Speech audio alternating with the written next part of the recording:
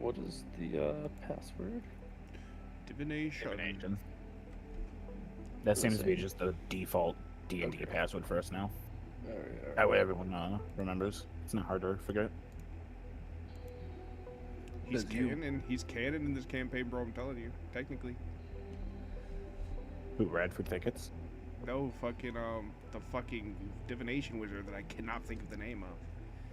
Was that not Radford Thickets? No. Are you talking about Bartholomew Bumblebottom? Yeah, Bart. That was right, because that wasn't even one of your fucking characters meet. That was just an NPC you made. It ended up being a big bad. Was it?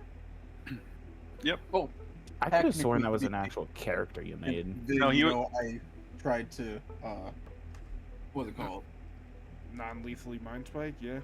Yeah, a non-lethal mind spike. These might be good for you gub fuckers. These little Oh, these slides. I think these look pretty good. I will. Wow. I can do a Goliath, but none of them have daggers. Okay. No, it's Any fine. engine wanna- cool, so it clicks off the plate.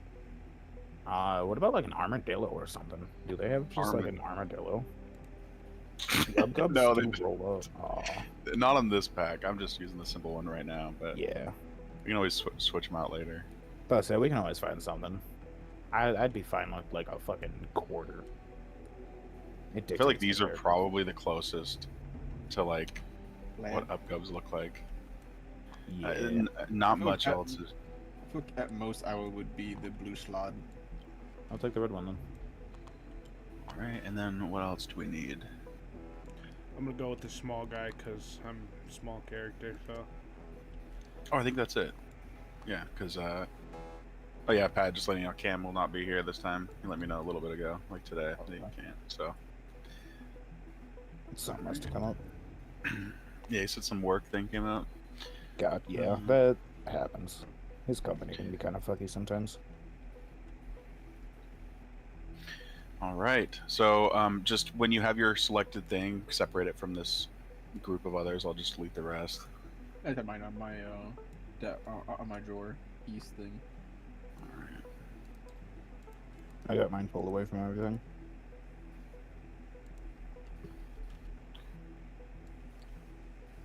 Okay, locks it on, so still he can pick that one after here. We'll have some time too. It's not going to be like combat right away or anything. Oh, I'm ready for it. You guys are in a prison, unless somebody else, because I didn't get to. I don't know if you have a backstory yet, Cosmic, but are you starting as a prisoner or an employee of the Federation? I had a quick one made up. No, it's not true. I don't think we ever established. I assume if we're in a be Federation prison, I'd be a prisoner, right? Yeah, No, I you was don't gonna have be to be. prisoner. You don't have to be a prisoner. But it seemed like most people were picking prisoner. Well, I was. There's a way for everyone to. The Brass Cartel, though, I thought they were at odds with the Federation. Yeah, exactly. So that's probably why you'd be imprisoned. Basically, Yeah, the that's what I choice was was saying, employee because- or prisoner type shit. Yeah, because Oh I'm, yeah, no. Oh well, sure. In your case, if you're a Brass Cartel member, you're very likely Yeah, not an that's- employee unless you're like that's some what I was getting at. agent or something. Nah, dude, I'm a ship You're undercover. technician. You're undercover, man. You. The undercover gub. I gotta like fucking get my voice back. I gotta figure it back out. 1 second. I gotta mute Undercover. chat. I don't fucking remember how to. You just gotta go do your slightly Slovakian accent. You'll be fine. Oh yeah, the Russian, Fuck. Slovakian. I don't remember how to do a Russian. Hello, hello, hello, hello, hello. I don't fucking know. I can hear him just constantly repeating hello.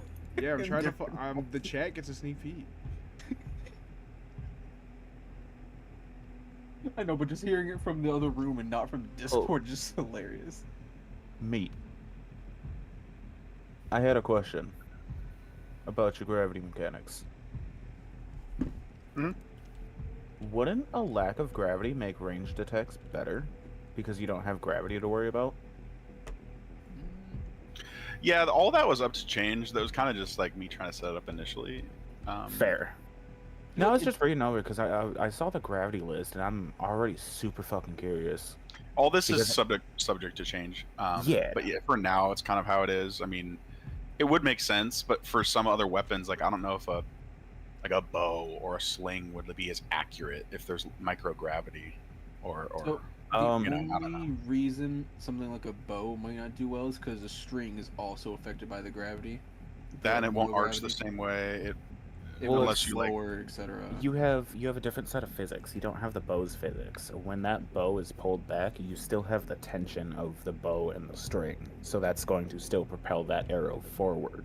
Just not as fast. And aren't we also You taking just- into account that the weapons are made for these environments? Is that not a thing? Like, It depends per weapon, because you can still access basic weaponry depending. Like you could visit a planet that Plus is like it, a medieval era society. Doesn't So it's just Dusty like a have base the normal setup. revolver anyway? no. Oh. Never Well, I mind. mean, it's a normal revolver, but it's flavored to exist in this world, and it's tech of this So like, world. yeah, not everything's gonna be adapted for every environment, but like guns like that shoot using gunpowder, even like for a bolter or something. If I haven't really figured out the specifics, but they have their own way of making fire, so they can still shoot in space. So like some things won't be changed, but this is all up to change as well. Yeah. No, it, I mean, it not all even looks real. play I just, for a while. I'm a little too physical, like physics wise. But no, usually because a lot of shots are affected by gravity. That's why you have bullet drop. If you take away that friction of both atmosphere and gravity, because without a gravity, you really don't have atmosphere, unless you're in a ship or something. You have less forces acting upon that bullet. Yeah, it'll be one of those things where it's a But- mixture of accuracy and simplicity, Oh yeah, because we no, could that- have like 20 details changes for each. No, for sure, and But- I'm not saying it's got to be some big complicated thing. Again, I'm Yeah. overthinking a lot of it too. It was, I guess, more so a factual tidbit. I don't know. 'Cause in my mind, it was I'm like, away, and I probably shouldn't take this dab I'm about to take. nah, dude. I took a dab and figured it out. That's how I did it the other day. Cause I'm like, my gun Did you was say I issued. took a dab and figured it out? Yeah, bro. Cause like, Bro, just unlocked. Cause think about it like this. I'm like, if I'm sanctioned by like an outer space faction, I'm assuming the gun that they would commission me would be able to work in like some different like atmospheres. That's why I was asking the Yeah, other day. I'm you like, would- is the atmosphere going to be different? And like, and I'm sure we'll figure that out That- as we go. Well, like Meat said, that would depend on where we are, context. If we're in a ship, if it's a pressurized hold, then yeah, we're gonna have oxygen like normal. But say if we're like floating, ship v ship, things like laser weapons would have such a higher advantage over a physical projectile like an arrow or a gun, Right. because equal and opposite reaction. The moment you fire that gun while you're floating in space, it's going to push you backward as much as it's going to push that bullet forward. So it's going to travel a lot slower than, say, a beam of plasma like a laser. Tommy doesn't know But this. like me Dustin said, knows this. simplicity and context. But no, I'm so ready. I saw this gravity list and it got me feeling some type of way. Yeah, I'm pretty much good for I'm- like almost 0 questions until I have to shoot somebody. That's when my questions will come up. Mate, all of my questions were answered earlier when we were talking, so I'm all set. All right. I Anybody said, else? Everything Question. else with my character is either you already made or it's just basic gear. I'm I mean, it's for me to question about my character. I'm a wanted criminal. Bro, it's just a straight up felon. Not- No, he's not- he's a victim. I'm a straight up felon. Oh, gotcha. I guess I might be a felon too if I'm working for the goddamn cartel. Well, in terms of Federation, you are. Yes. I was True. technically somebody's property. And like, regardless of your like crime amount, like if you were just caught like in the middle of something the cartel was doing, you could have been given like a life sentence. Oh yeah, wrong time, wrong place. Yeah. No, I full on embrace that I was a ship technician for the cartel. I've accepted that I'm fucking expecting a fucking death sentence, but the fucking Federation's gonna fucking come through for me somehow. Fuck Yeah, I them used both. Arnie's. They were Are cool. we? I think we're ready. I think, Cosmic, do you have any questions? I think you're the No. only one who hasn't said anything. No, I'm good. I'm just going through some of like the fucking background stuff now. So are you a Gotcha. rabbit or are you an elephant? Just so I know. I'm in the elephant. Slightly different. Yeah. I'll say, do you go boing, boing, boing as 5 pounds, or do you go stomp, stomp, stomp as 5,000 Stomp, pounds? stomp, stomp. Loxodons Aw, are sick as sick. fuck. I run a full Loxodon deck in Magic. They're sick. I've never heard of them. I'm curious to see how this is gonna go. I think Oh, we're all nice. set to start. I know you said a mini session 0. Oh Unless no, that I'm was good to it. start if everyone's. Yeah, I mean, if everyone's good, it's not like we can figure it out as we go. A lot of stuff we'll Yeah, approach as we get to it. like I said, we figured out Um, most of my character beforehand, so Yeah, I'm good for like a session 0. I just gotta go through like just my starting items and shit like that, but that's easy. Yeah, that's for sure. You can definitely configure that while we're Yeah. doing the start stuff. as always too. I believe outside the cave, Meat has muted, so it's not gonna ping him constantly if you have any questions. I'm pretty sure it is. Yeah, because before it was like distracting. Yeah, because we were all just talking in Delvers, and it Yeah. was just bloop, Side bloop, talk. bloop, bloop, the whole time you were talking. I do have a Yeah. quick question. How tall is your character? How tall is my character? Yeah, because I'm only slightly larger than you. Not that much. Well. So I converted up Goliath to be a medium creature, but you're like a shorter medium creature. So I would say like 4 to 5 feet would make sense for that. Because I think Okay. 4 is the lowest for a medium creature size. Yeah, I just want And then So the that- other, Make me what, like 2.5 feet tall? yeah, the regular Upgubs are like 2 to 4, like 2 to 3. Okay. I'll be on the like 2.5 side. And you're like double the weight of other animals, other species your size. Yeah, you said I was heavy as shit. Yeah, Upgubs are thick. Yeah, imagine me, Right. almost double your size. So, oh, I'm terrified. All right, boys, we're in prison. Take it away, Meat. All right. Oh shit. Here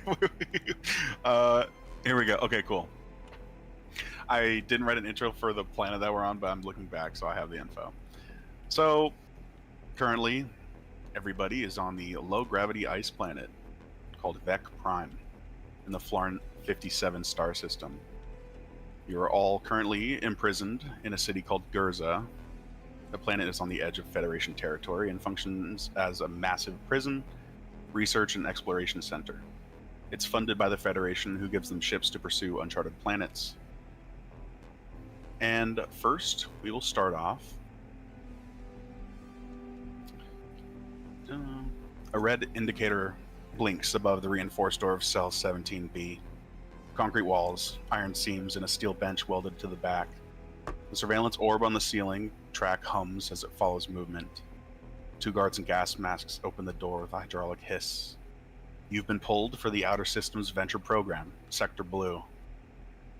Dusty, describe your character. So as you see, the door's open. In the corner sits the Dusty that you might all remember, but now there's something different about him. It's like a cold breeze when you're near him. His eyes are dead, and I'm assuming at this point I don't have my mask on because I'm in prison and they confiscated it. So in the core of my face, it's just hollow, with wiring that looks like it's been ripped out. And he wears very almost Matrix-like operative gear, and he has a cowboy hat on. And that is our Dusty. These 2 guards walk up to you wearing white plasticine armor, shining against the medical lights down this white hallway in front of where you are were imprisoned. They scan your file and then scan the collar that you are that is attached to your neck. You're then escorted past this hallway, past some graded floors. And as you're walking, you see one of these recording devices is like a small sphere, is embedded into the wall and traveling on the track. And it has a blue eye and made of it's like a silver orb. Bright Eye welcomes you. You're helping build a better galaxy.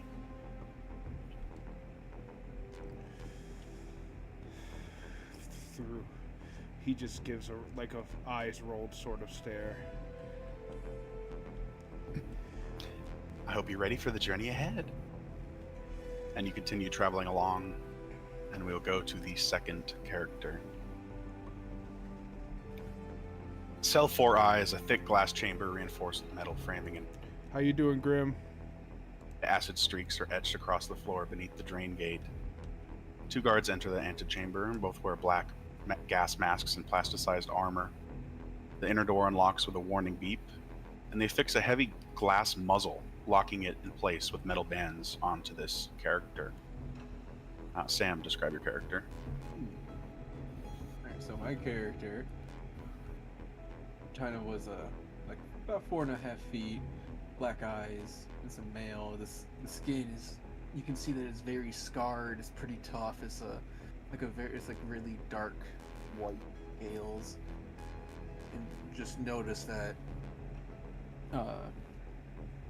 I'm just not very happy at the moment. 'Cause I was with the carnival. I was doing decent for once in my 24 years of life. All right. As per you volunteering, you have now. Your name doesn't line up with your Discord one. Are you Hoss Delgado, the horny guy that wanted to hug everybody, or are you the throw-uppy wizard? Bright white hallway with medical lighting and a ceiling-mounted camera that follows a track and travels. It's also a silver orb with a blue light. Your participation has been noted. I'm just gonna glare. All right. You are also escorted through. And we'll go to the third character. This is a near identical setup, cell 4H. Glass walls, stained floor, a faint hiss of air, Let's do a little blinker. gloves and gas masks. One carries a custom glass muzzle. The other activates a chemical neutralizer spray. You're on the list. Sector Blue briefing. Let's move. Pat, introduce your character. Hello. I am an Upgub. I am the full blood. God, that sounds racist as hell. It is. You know what? It is. You know what, Sam? It is. I am the full-blooded version of what Sam is. Oh, thank you. I am an Upgub named Tunglok. And as I said earlier, I'm about 2 to 2.5 feet tall. And very, very hard looking, like an armadillo. They're only 2 foot tall? I'm a short little motherfucker. Yeah, they're small creatures. They're like 2 to like just under 4 feet. I pictured And such large creatures for these guys. No, Little dude, guy. I'm a little waddling penguin type thing. Think of me like a fat penguin. I walk like that too. I waddle. That's just canon. I waddle. Alrighty, let's go. All right, you're escorted through another hallway of the same description, and the silver orb with the blue eye also follows you along a track.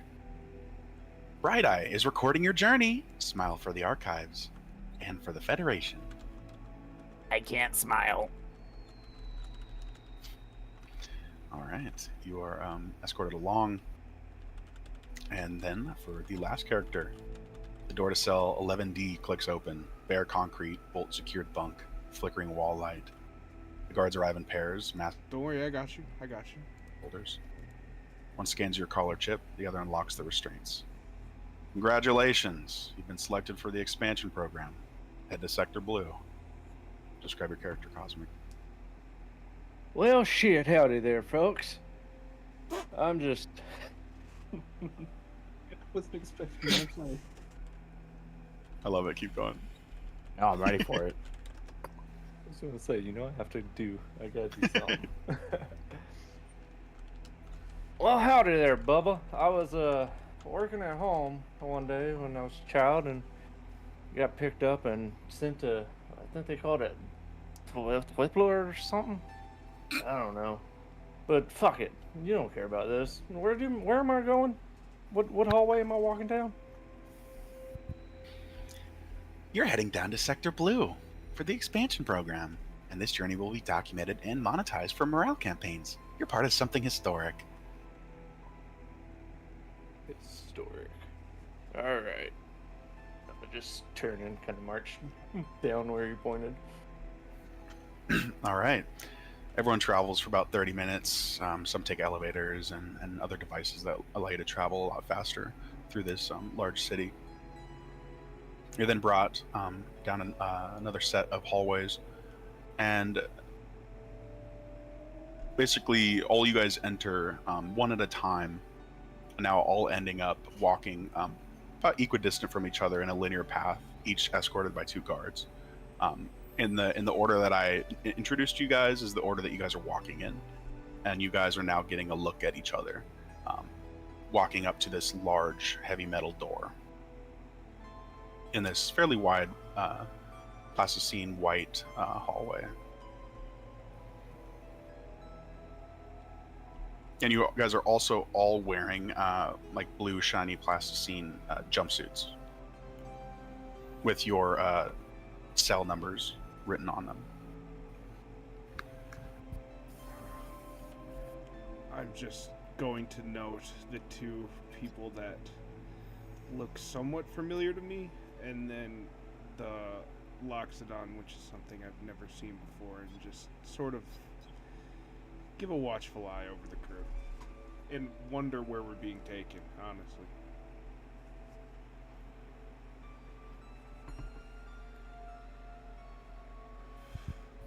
All right. You guys are escorted to the front of this large metal door, and it hisses open slowly. And you're ushered into another clinical, larger chamber. It's impossibly bright. The walls and floors coated in a glossy white plastic panels that reflect the fluorescent lights. It feels sterile and unyielding. Metal benches line the walls, cold and uninviting. And basically what you see in this fairly large circular white room is a few guards and almost nothing else, just segmented panels on these white walls. And then all of a sudden a panel in the ceiling opens up and descends a larger version of those silver orbs with the blue eyes that have been following you guys on the tracks. It descends down. Greetings, explorers. It chimes in bright and cheerful. I am Bright Eye, the Federation's newest mission marketing AI, programmed to assist and inspire. Your journey will be recorded and documented for Federation archives and public engagement. It then stares at each of you, kind of scanning you for a second. You have all been lucky to be selected for this program, as you all have volunteered sometime in the past with promise of reducing your sentences. And all of a sudden, you guys are all, you have already been freed from your restraints, but now the glass muzzles are taken off the 2 of you guys. And in some of these panels on the walls, they kind of shift open and then like slide to the side, revealing compartments. And 4 compartments open up, revealing your personal supplies. And the robot kind of gestures for you to equip your items. The gear you were imprisoned with when you were taken initially is now given back. Please, gear up. Okay. First thing I do when I get all my gear on, I'm going to use my slate and inspect everything, make sure nothing's broken or altered in any way. All right. Is there a check for that, or it's just I don't believe. I believe it's. Let's see. You may use over the course of 10 minutes on a broken mechanical object to determine how to fix it. Over the course of a minute, you can cast the Identify. I hope there's gonna be portals. That'd be sick. That would be sick as fuck. Identify anything broken. If that'll work. Yeah, I'll say you check it out and it's in the same condition as it was when you were captured. But anything that maybe like was holding a charge is a little bit lower, as it hasn't been used for a while. Okay, like a battery charge. Yeah. Okay.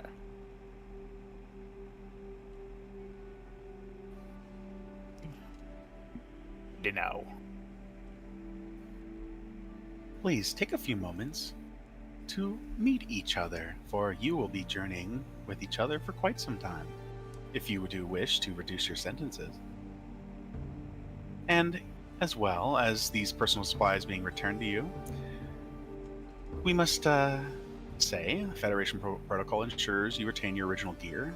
You must trust it to keep you alive. But warning, under Federation Regulation 617B Gamma, all personnel acknowledge and accept that the Federation assumes no liability for injury, loss, disappearance, or other adverse events occurring during the missions, including but not limited to, without limitation, malfunction, hostile encounters, environmental hazards, equipment failure, temporal anomalies, existential crises, and acts of improbable cosmic interference. Participation is voluntary, and all risks are borne solely by the individual.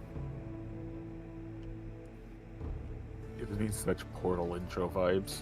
I know, that's crazy you Like said this that. Dude, GLaDOS talking to dude, us. chat was like, is there gonna be working with portals? This is the GLaDOS core. I'm enjoying this. I have one request. You remember Warframe? Yeah. Can we please have a ship AI that's crazy like the ship AI from Warframe? Don't worry. I did make a ship AI, but I will not say what That's it's all like I yet. need. That's all I need. Because I'm already fucking loving this. Where's the portals? I want my companion cube. So I'm going to approach my compartment and pull out what you just see as a mask of wiring. But as I like put it like towards like the gaping hole in my face, it's almost like the wires are somewhat sentient and they all lock to their wires perfectly, and it collapses in with just like a slight like robotic clicking noise. And then I'll look to the rest of the party and I'll say, "Hello, my name is Dusty Romanoff. It is a pleasure to be working with you all, hopefully." And I'll outstretch my hand to the crew. Oh. I am tongue lock. I'm just gonna kind of wave as I go tapping back on my screen. Your slightly bigger friend here, is he with you? Just gonna keep tapping on my screen. No.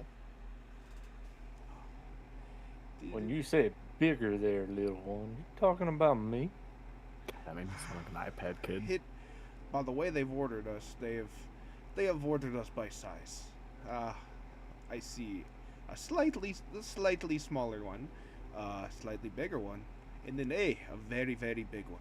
But I'm happy to be at your service, sir. I did not catch your name. Hey, just don't get under my feet. Why did I go Scottish? I don't know. I don't know. Get out of here, Suddenly, Ryan. You Brian also creeping you- in. Ryan suddenly. Oh, hey, it stars. Starhoof, is that you? We need a brew. Well, there, just don't get under my feet now, you hear? I hate to make a mashed potato out of you. Oh, it's great. That is true, but although you are big, there are bigger problems we face now that we're in the Federation's hands. And as you guys are standing here and introducing yourselves, a TV screen pops in from the ceiling. As part of funding, this program is sponsored by various companies. And the screen opens up, showing like a cartoonish, jelly-like cartoon character with a chef's hat. Good food, TM. The meat slab, inspired by human ancestors. Organic matter processed and molded into a giant jelly primal meat slab. I would like to Savor see if I the can ancient find the mute taste. button. No bones attached. And it shows the logo of the company. All good, better than real. And then the screen folds back up and goes back into the soup. Would like to see if I can find the mute button, and just There's no. You can make an Man, investigation check. we even Well, we even have ads here. Investigation. Oh shit. Yeah, we're all pretty crazy looking right now. You can do that.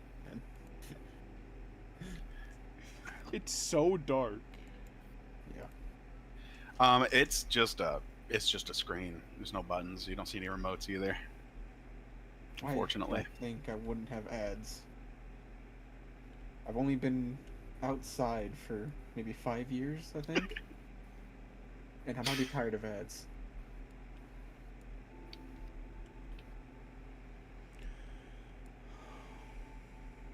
Obviously. Your mission. Oh, go ahead. I was gonna say, just for like making sure we know, when you gave us our stuff, that is including our weapons too, right? Yeah. Okay.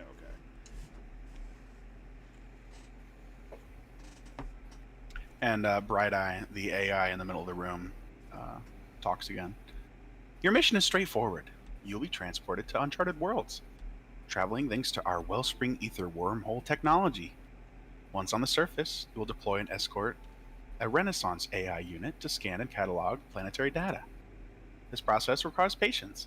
Expect the scan to take approximately 24 hours. 24 standard Terran hours, that is. While scanning occurs, you may occupy yourselves as you see fit. Remember, your findings and transmissions will be sent back weekly to Federation Command. Each successfully documented planet reduces your prison sentence by 1 month and earns you Federation credits, currency necessary for refueling, resupply, and upgrades. This is your chance, a chance for redemption, freedom, and discovery beyond these cold walls. The Federation trusts you to make the most of it.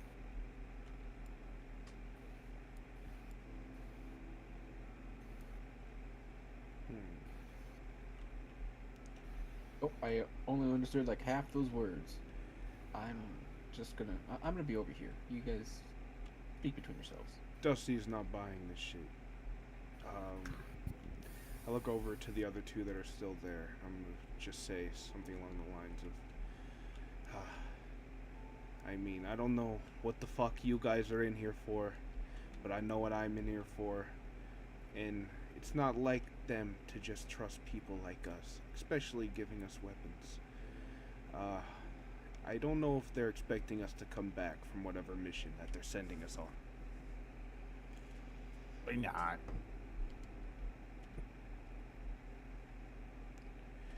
Well, Before departure, you are authorized to select one enhancement drug, each tailored to optimize your unique abilities for the mission ahead. Choose wisely. We have Brain Kick for mental acuity, Beef Up for a strength boost, or Wowza for deftness and speed. And a compartment comes out of the wall showing like stim pack kind of structured devices, like shots with different colored liquids labeled one of the three. These, are you able to tell us if these are like a permanent upgrade, or is this like a potion? You can ask the AI. What that?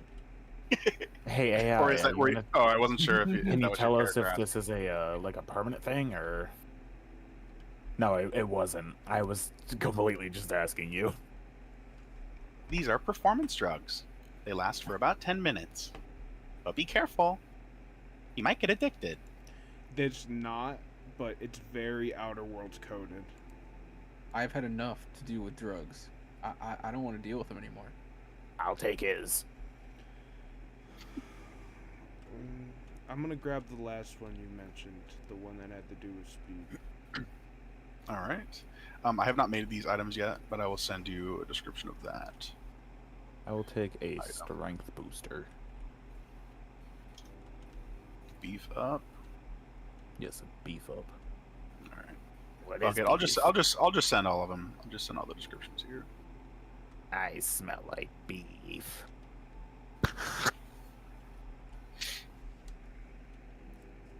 And these are bonus actions. I forgot to write that as well. What colors are they again? Brain Kick is red, Beef Up is yellow, and Wowza is blue. Red, yellow, blue. I'm thinking I grabbed Wowza. Yeah.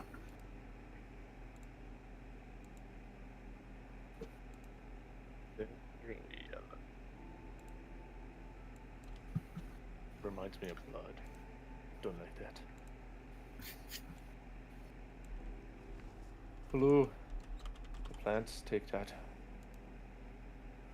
All right. No plant.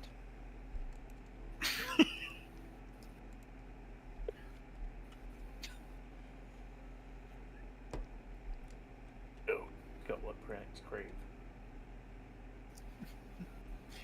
So how do we get out of here?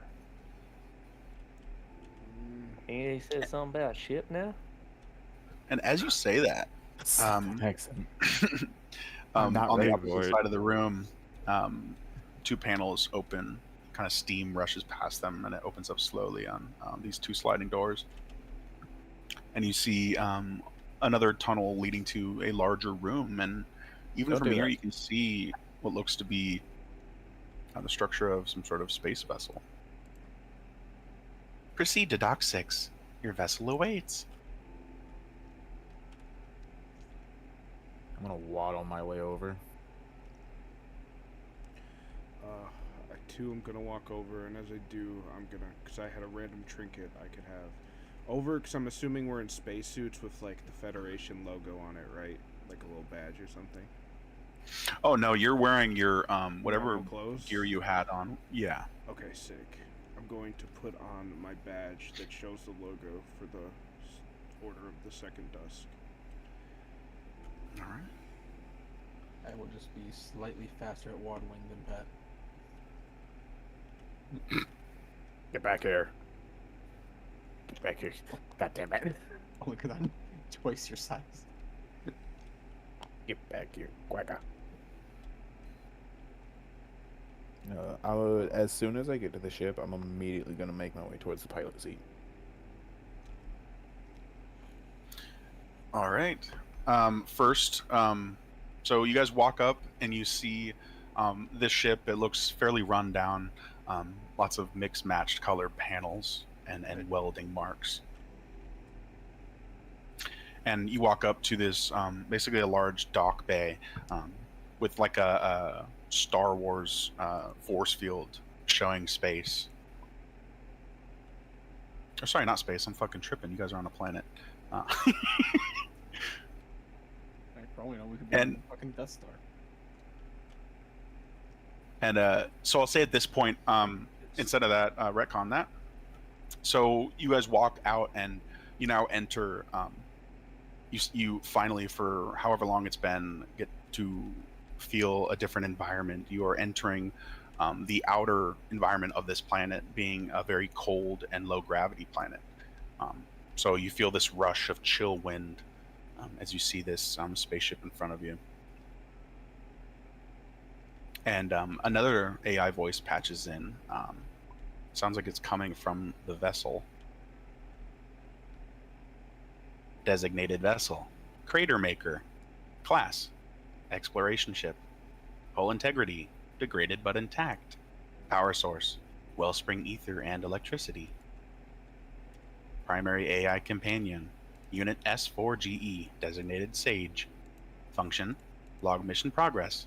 Provide tactical and technical support. Process data in real time.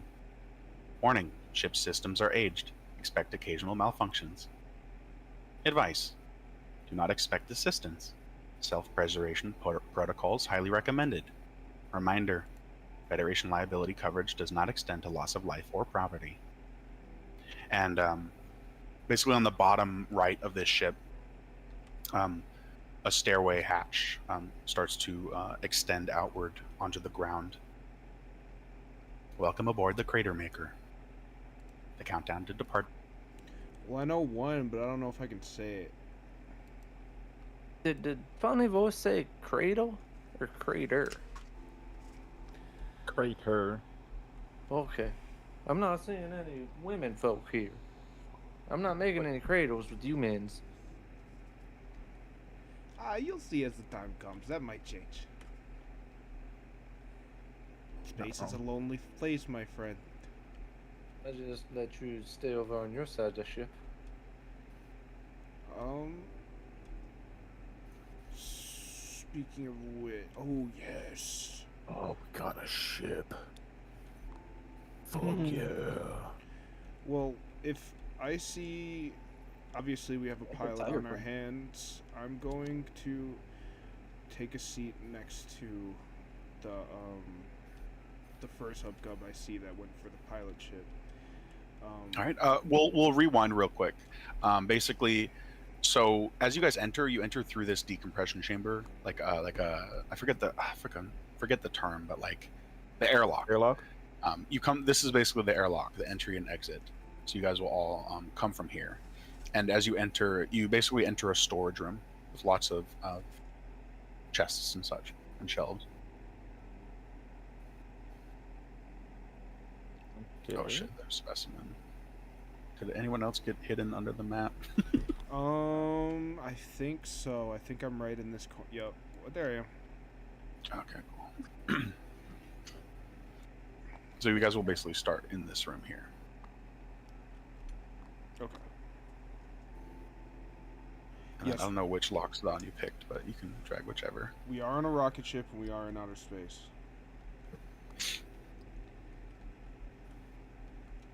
Space! Yeah, so basically right now you're entering the ship on the docking bay here, with the chill winds kind of hitting the side of the ship, making some noise, but departure is imminent. That was mentioned for sure. And ahead of you, as you enter this room, you see labeled bedroom ahead, basically, and there's basically electronic sliding doors that open up to these separate rooms. And another room labeled kitchen and living room. And then this is like technical room, or whatever that term would be. I'm trying to think, but Does it look like a standard Living room. ship that I have been in before? Like kind of like layout for an explorer ship? I would definitely say it looks familiar, but it's pretty low tech. Yeah. And as we get in here and I see him go, I'm going to approach the comm center, which I'm assuming is the comm center, right? Like this thingy? Like kind of like... Yeah, so basically, right here, as you walk up, it pops up a hologram showing 3 planets, basically allowing you to select where you want to venture to.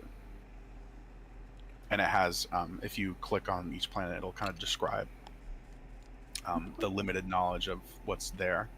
Okay.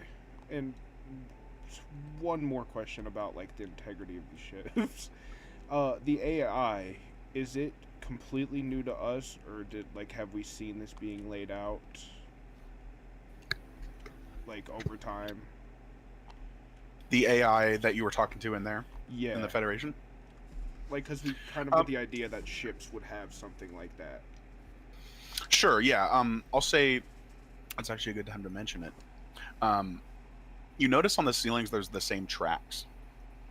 And in this command center room here, right above this, the planet hologram, you see another small silver orb with a blue light. And I will send that, but it's in a little bit of a different form because it's not. It'll make sense when I send it, but For sure. you basically see that little guy Vegas. embedded in the ceiling, kind of looking around and scanning you guys. You can follow to Vegas iBot. So, Dusty is going to try to approach the comm center as he sort of sees Tunglok take control.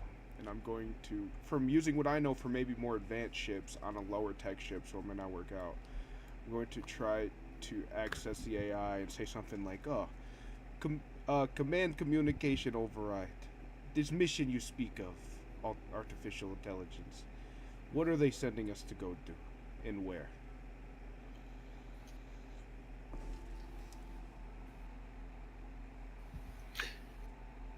You all have volunteered and been selected for this expedition program. Your task: decide among a few planets that have not been documented but have been discovered. You pick the assigned planet, travel to it, and use me to scan the planet for resources, life forms, and other valuables. For the Federation plans to expand territory. You are serving as scouts.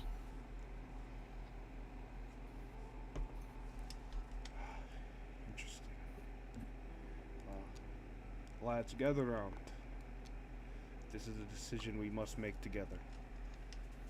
And the Loxodon is in the break room. Is that where you're at right now? Yeah. Okay. I'm gonna completely ignore him, sit at this chair, and pull out my slate and start going over the computers, making sure everything is fit to fly. You, All right. bigger one. What did you say your name was? That's not- Say again. Spessa. Oh, Spessa. Full Ah, name Spessa Min.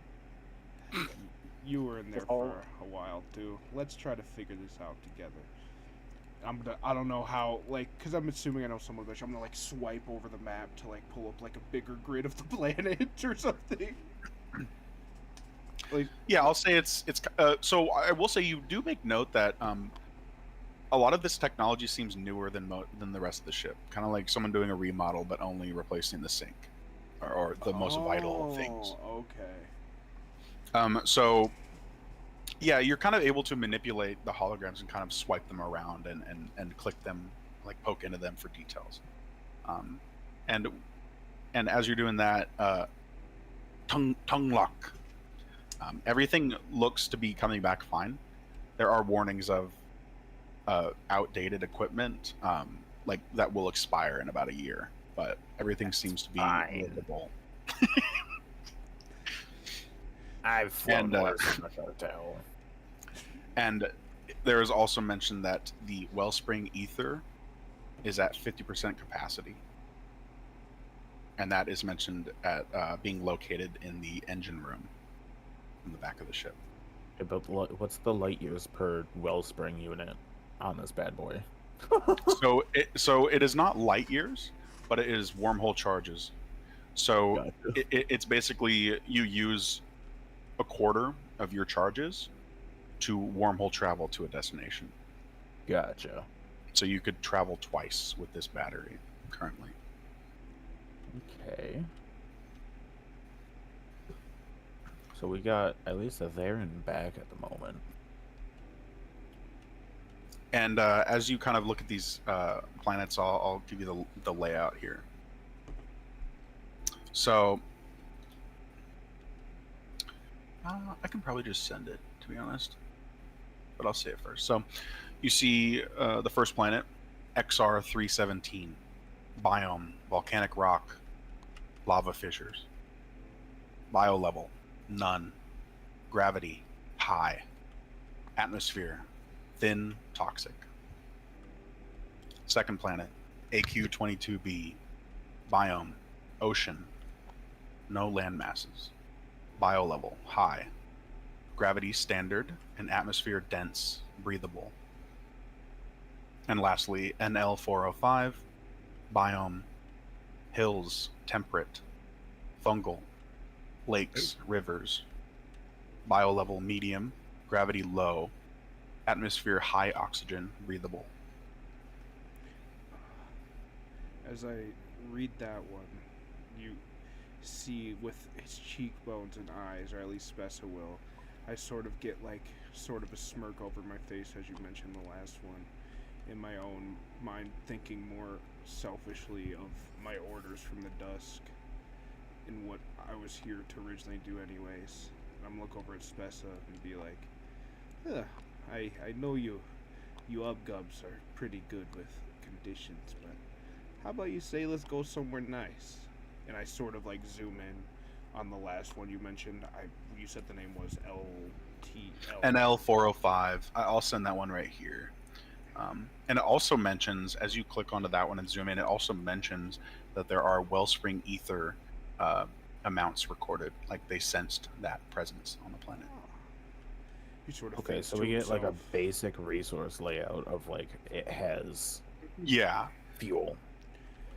Like, depending on the planet, it may not always detect something, but Yeah, it's true. very basic general things that like an AI was able to detect from far away. Yeah, No, that's fair. like We're the also Federation on hasn't been the there basically. first planet. This ain't gonna be hardcore. We're gonna get to the later one. Probably know like nothing about it. Y'all Does gonna land on Planet X? Dusty Atmosphere just gonna like question mark. think to himself like, two birds, one stone. We do their mission here, and I can get mine done too. Lots to see. And I sort of zoom in, and I'm explaining this to whoever's next to me. Does this sound good to everybody else? I'm fine with planets 1, Sounds good to me. 3, 2 would not be very kind to me. No, don't I worry. second him. This will be good. Water for us is all. not my friend. You can always screen. Don't care where I go. So that sounds Yes. like option number 3. And as I zoom in or click that is where we're gonna go or whatever, I would like to utilize my navigator's tools to plot a course, All right. which I think I have to roll with my wisdom. Yeah. Okay. And I can add my proficiency bonus to this. With my proficiency bonus, I pass. So I'm able to plot a course. I will say that may help more for landing, as the AI kind of can automatically travel places. But if you can also go like into manual mode. You'll notice at the console or tongue lock. Notice that where there is a manual wheel and such, like an airplane wheel where it's like omnidirectional. I don't trust. I That don't would- trust these. that would be. But it is basically mentioned here too that it's about 350 light years away. Wormhole travel is recommended unless an entity is eternal and can go into cryogenic sleep. You got all that, Ace. Bring this bad. Oh shit! Bring this bad boy up into the sky. Start running. I guess launch procedures. All right. Yeah, so you guys select planet NL405, and you hear the jets start to rumble on both sides of the ships as these two large jets right here kind of not invert but rotate 90 degrees facing the ground, and it starts flying upward and rumbling. Lots of things are shaking and dust is falling from the ceiling. Go to the lounge. And pretty soon you guys are traveling up a few hundred feet. Destination NL405. Travel time 2 Terran hours. Wellspring ether charge will be down to 25% after journey. Recommended to resupply at destination, if possible. This here place we going, they got some more of that ether, what they call that? They do, according to the scan.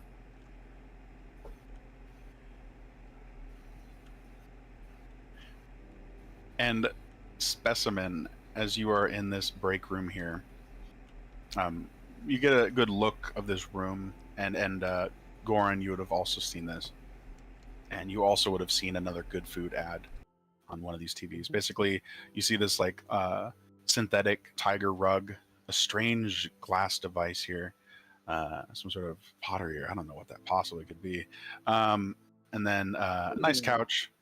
And 2 screens.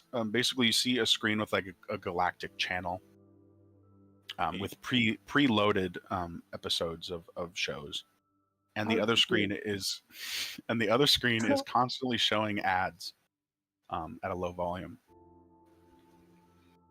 How'd you get a bong? I typed vase and it just did that. I think they knew what they were doing. No get a fucking way. broken one They too. have a Yeah. bong on Incarnate. Yeah, they do. Is there a certain spot to order food?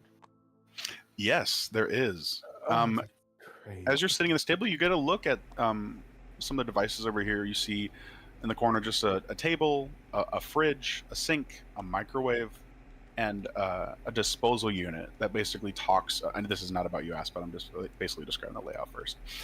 You see disposal units where it says like enter organic matter here, liquids, etc., where they're all recycled. And next to that is a all foods branded machine and has a menu screen, and basically allows you to type in an item that you want, and it advertises that it creates the food. And next to that is a water machine. You guys are getting Star Trek vibes. I'm getting mouth-washing vibes. All right, you type in bones, and it calculates, and it tries to recommend you bone-in meat. But then there is like that's the autofill, but then beneath that there is a selection for bones separately. Let's see what their option is for just bones. All right, you click on bones and it shows just like a little 3D animation of a bone, like a big chunky bone spinning with like all the bone marrow, and it has confirm or cancel buttons to press. All right, you press confirm, and the machine starts rumbling, and a little face with it's like the little mascot for all foods. This is a good food branded machine, and it's like this little jelly guy with a chef hat. And you see the animation. He grabs like a little spoon and starts stirring in a pot. It starts rumbling, and this little like treadmill kind of thing where it's passing items out. It passes out, you see a plastic plate with what looks to be a bone, but it's a little shiny. I'm going to squint my eyes and hope that after I pick this up, there's not going to be an ad.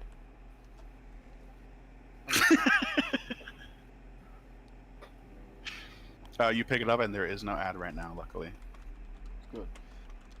Well, what the heck you got there now? Oh. It's very delicacy. Good. The delicacy. What's that? Dead creature. Bone. Food. Is that a bone I smell? I kind of look at my tusk and then just kind of turn and you stay on that side of the shit with your pal over there, okay? It's not bone. Stay over here. It looks similar. Why? Similar to not bone. All right, and are you trying it, specimen? Let's try it. See if it was quality goods. All right. As soon as you grab it to eat it, assuming you grab it with your hand, you notice immediately it is not the texture of bone. It is the texture of jelly, and it starts to wriggle. It's quite heavy and dense. You're right. It's not like a bone, or it's not like a tusk. Worse. So much worse. Don't like that. We're gonna eat it. You eat it? It's food. I'm hungry. All right. You take a bite, and it tastes 20% like what bones taste like for you. Otherwise, it tastes kind of plasticky and synthetic with fake chemical flavoring. And the texture is pretty awful for you, because you're used to eating, like, swallowing bones whole, but you basically swallow just like a big piece of jello. Is there at least a Pretty crunch? dense. There's no crunch at all. I'm gonna look over to the other upgood. You suck. No bone. Bone is not bone. That's Thank you for using all blasphemy. foods. 5% of capacity decreased. Food me capacity crickets. with organic matter now at 40%.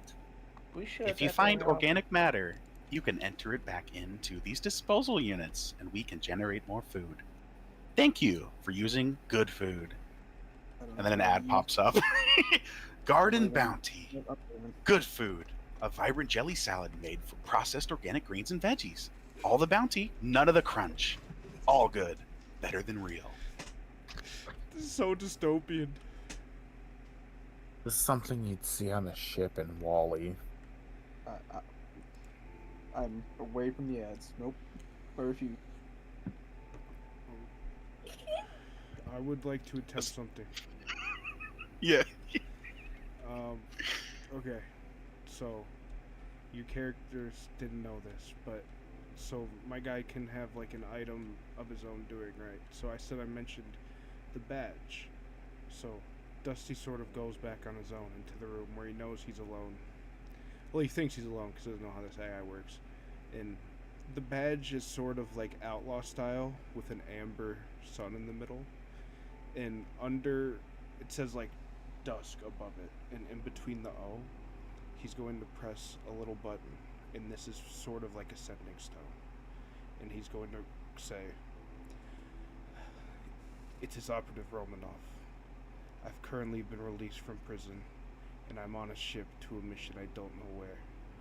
I'm wanting to record this for everybody back on the Chalice, that I don't know if I will come back, but I will find the planet for us to reside. It is my dying wish." And I'm gonna sign off. So like basically my item, it's just like it's a sending stone directly to the ship that I was brought back onto. Okay. And it's is it just recording, or it literally it just sends that message kind of thing? Yes. Okay. I will say there's probably a time delay Yeah. for like light speed information, whatever, however that would travel.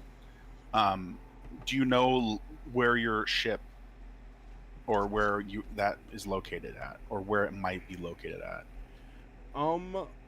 So we're on, or is it's not in the Federation system? Gurza right now, right? Yeah, we're on Flarn 57. Technically, it could be amongst the galaxy anywhere. That's information they would have to give me, because I don't necessarily know at all times. But sure. Think of it more of like, you know, like the Halo style ship that sort of just coexist in the stars type shit. It is omnipresent. But it's kind of a secretive thing, right? That's not Federation approved. So I would very likely say it's out of the system then, or at least in an area that's like not as patrolled, like in the Plorpillion cluster, which is like lower economy, less security. Yes, wherever it is right, you would think it'd be rightfully placed. Because technically, Dusty has no idea ever. I don't know how long. Actually, it's a good question. How long were we in the prison? It depends on each character, honestly. That's up for you guys to kind of decide. Okay, I was probably in there for a hot ass minute if I fucking did what I did. So I would say at least like 2 months thus far. I was just a recent capture. Very pressing. So I will say, just remind me. It very likely the message will not be received this session, as it'll take some time. But just remind me in the future, and then they can receive that, as you have already sent it in the same Federation system. But if you were to send that after traveling 350 light years, it would take forever. So it kind of just depends where you're at. Hell yeah! All right. The ship starts to stop rumbling as much, as now you have entered, exited the atmosphere and entered space. And the dark abyss welcomes you from all directions.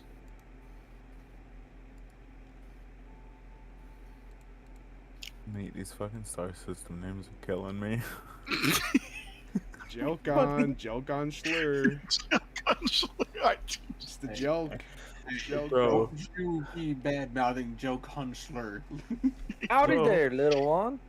That's where all my homies from Thwipple, fuck everyone else. I like the Nope. joke. Nope, Nanor. Nope, Nanor. Oh my god. I'm never gonna be able to unhear it. Oh shit. Oh, these are great. Okay, shit. Hey yo, I knew Pisgard Jelson myself, man. It's Yeah, funny because you Pisgard fucking- Jelson is the capital fucking star system, so people are constantly mentioning Pisgard Jelson. You fucking threw out Plorpillion Cluster like it was nothing. What? And what happened to all the other Flarns and like what happened to all the other Flarns? Bro, got- nobody these talks got about the other Florblood. Florins. Why you Oh, jump fuck. slur? Oh, Okay, all right. sorry, So it's beautiful. Holy shit. and those of you in the Purple. command center, you have like this. This is basically the only area in the ship you can see outside in this space, and you get a view now of something extending from the front of the ship, glowing with glass cylindrical chambers that extend outward, glowing with pink and blue plasma. You guys would probably recognize this as Wellspring ether being charged into this device, and you hear a loud sound rumble from beneath coming from that device, and in front of you now it surges with energy and opens up a wormhole, kind of I forget, distorted and warping, and kind of, you can't really see through it. It's like misty blue and pink energy crackling with electricity, and the ship slowly starts to fly into it.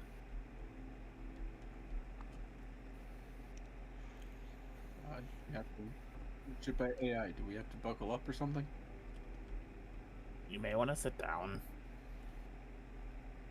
It is recommended to be stationary, but wormhole travel is not as dangerous as high-speed travel, but would be recommended to restrain yourself in the command center. Oh, so anywhere else isn't the best? Just command center? It is not ideal, but it is up to you, traveler. Remember, Federation. The Federation is not responsible for any damages, including loss of life. Is this like broadcast all over the ship or just up in the command? The voice is broadcasted everywhere. Okay. And you notice in each room there's one of those little AI heads, like on the ceiling, looking around.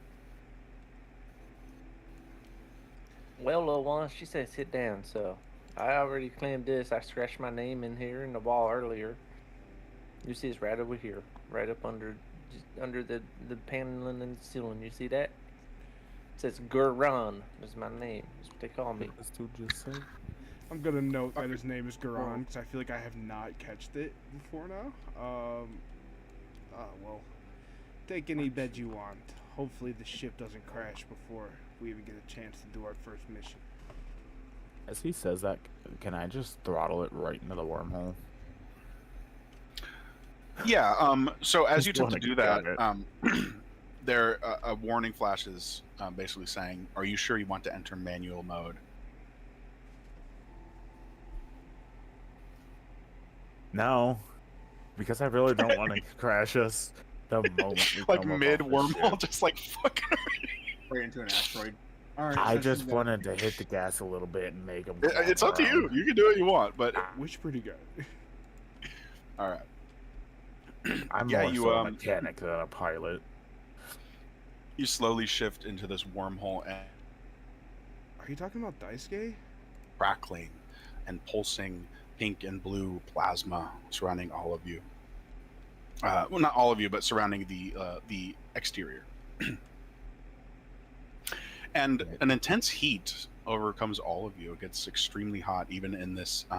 It seems like the temperature of this plasma is traveling through the actual material of the hull that normally would insulate and such. And also, yes, there is gravity in here, and regular oxygen levels, and it is pressurized. But you travel through, and after about a minute, the plasma fades away and reveals another place in space, a black abyss with stars in all directions. But a notable structure close ahead, looking almost beneath you guys already. Just getting a little view of it. It is a small planet, and it looks to be about 30% water with lakes and rivers, Yeah, and it was fucking Jimmy's fault. moon-sized. It's not a huge planet or anything, but you don't see a whole lot of vegetation, but it looks to be bits of browns and dark greens and grays, as well as a lot of the planet actually is also obscured by rain clouds.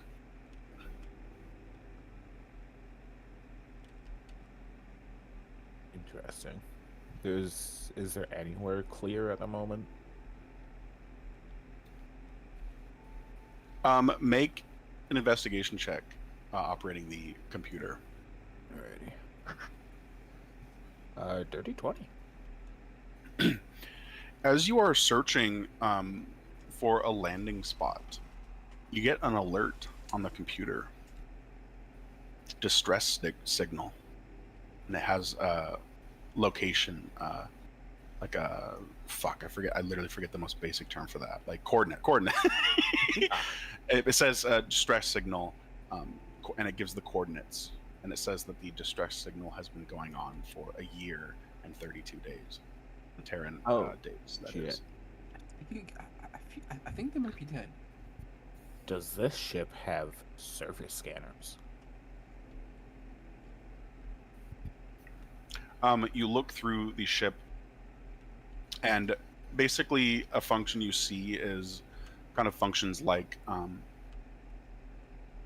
forget the term. It's also a very basic thing, like a periscope, where you can kind of zoom in and view certain regions, but nothing like surface, nothing like scanning through. Okay, so it's like a telescope, basically. It's like a physical, Gotcha. thing to look through.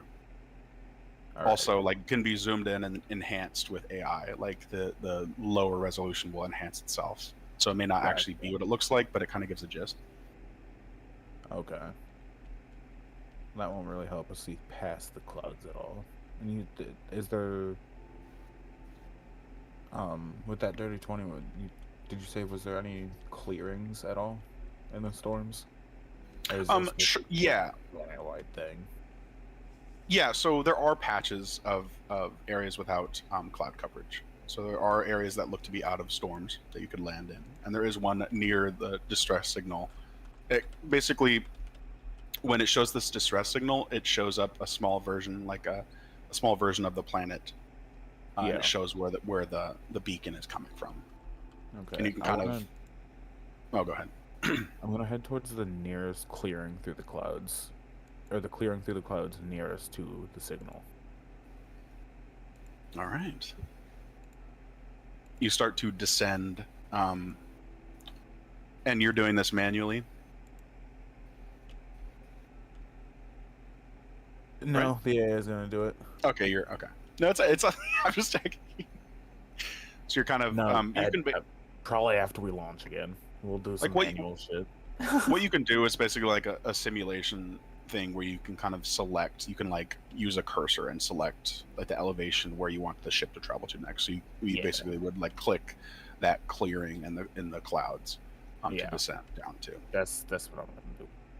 All right, you start to descend, and it's about a few hours journey heading downward, and then heading after about 30 minutes, you head back into a new atmosphere, and mist is kind of spreading around, lots of cloud coverage, but you are kind of traveling through this crevice beneath two storms, and you start to head downward more, making note of the distress beacon kind of heading in that direction, and you finally are able to head beneath the clouds and get a better view of the planet.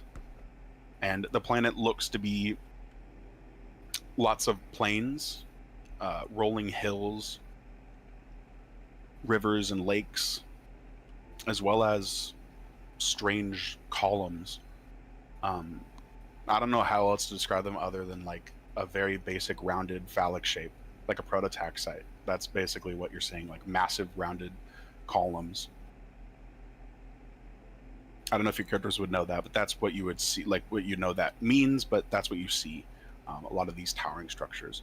And you head a bit more downward, and kind of comparing it to the location on the screen with the ping, the distress signal, you, I'll say you're able to view it in the little, spyglass feature. You're able to notice that surprisingly there is a building, a gray flat building.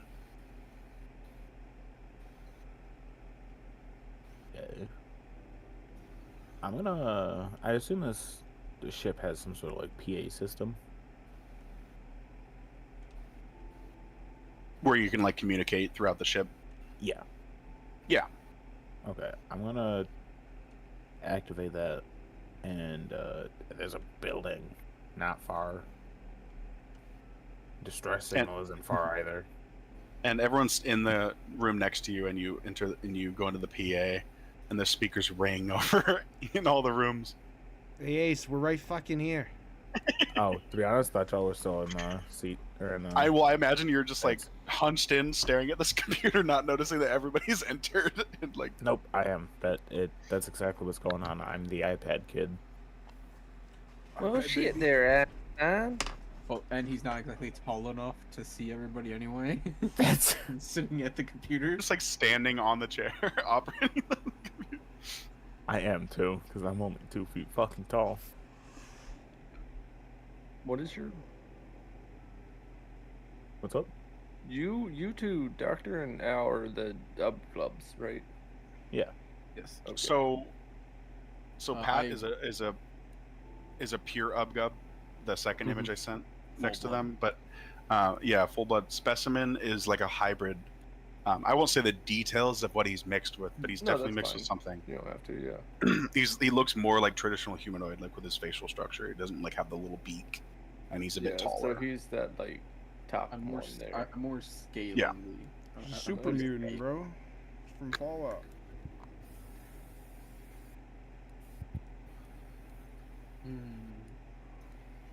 And with that, we will take like a 5-minute break. And then, what was your creature looking like, Mouse? He is a mouse, actually, but he's a character from a prior campaign we played, but It's on Dusty. So, does your character know about the Order of the Second Dust? Dusk, Nope. not Dust.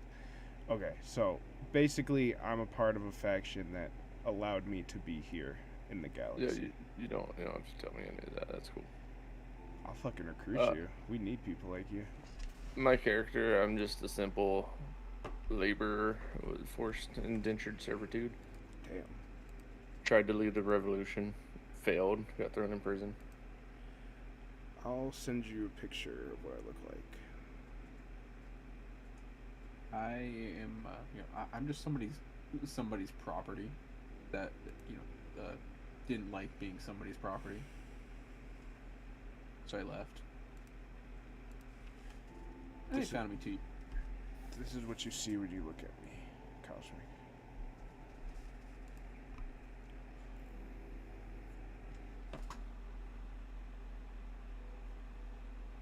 A very undeadish looking rat.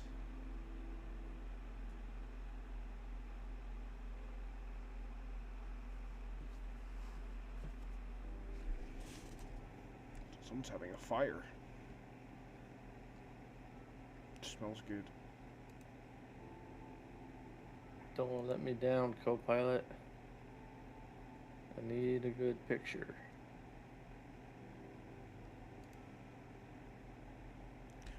Dude, if you even looked through the locks that are on magic cards, you could probably find something sick in there too. Yeah.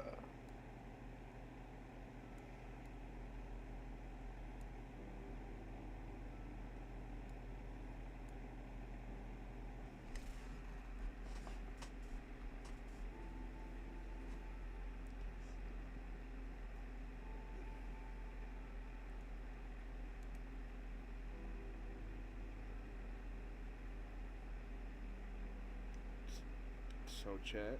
You guys liking the outer space? It's kind of fucking sick. We've left the ground.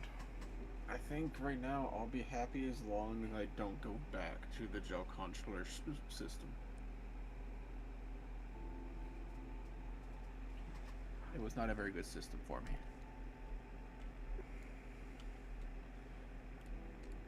I just need to go somewhere where it's a hospitable planet. I have research to do.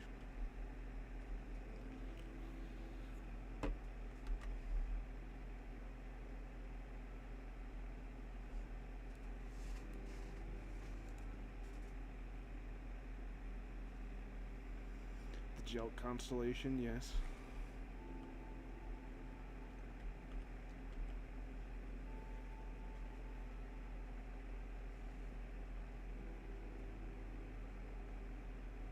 You can see it forming a dick right here. Ball, shaft. What?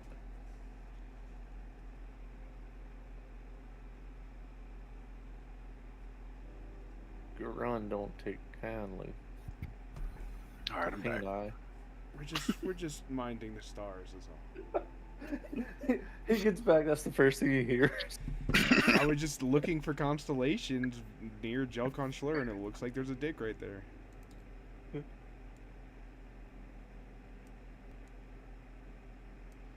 See?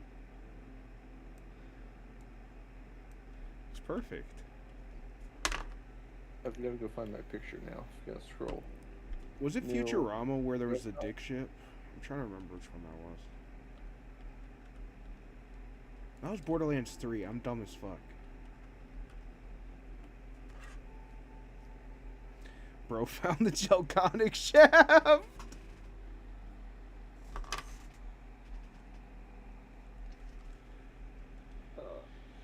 Where is it compared to Gel Consular?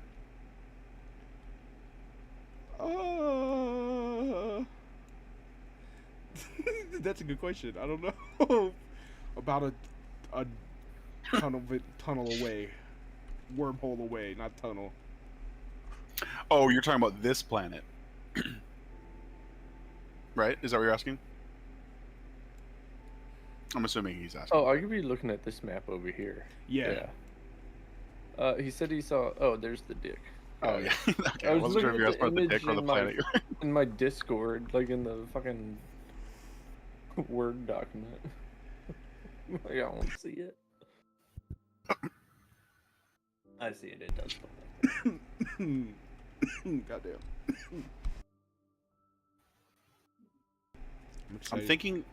Oh, I might move this to another area and just keep it there. I was gonna say I was gonna say you could do like the magic thing where we each copy and take it on our own little thing. So if we forget, if you want more space.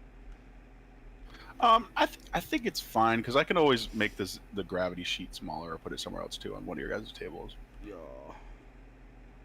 I'll make this a little bigger, and I'm gonna move it real quick. Careful. Everybody in chat's like thinking, "Oh, this is very Star Trek and Among Us." Like, I'm literally just thinking of mouth washing. Like, it's gonna end fucking so tragically.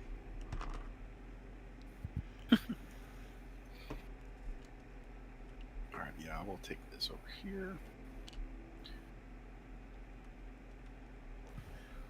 Is this? Oh, you probably mentioned, but there's a lot of names. The N1 or N planet we're going to. It's in which? It's in the same system or no?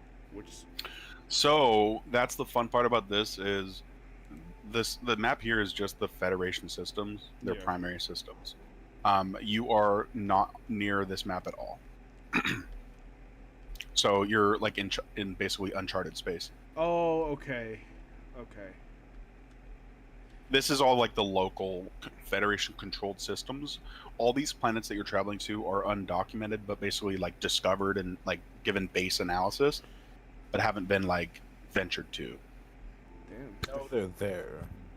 Now you gotta go scan what's there. It's kind of crazy because that's what my character is the whole point of his being alive right now is to do. I'm on my own personal evil Genius. side quest. Yeah, I'm up for it. Go to, let's go to what was it? Probably can't Dawn. take over any of the planets in here because they'll shoot us down. Now, we got a building to go check out. Exactly. Have we landed, or are we still in the landing process? Oh, I was just making sure everyone was back. If everyone's back, yeah, we can Yeah. move along here.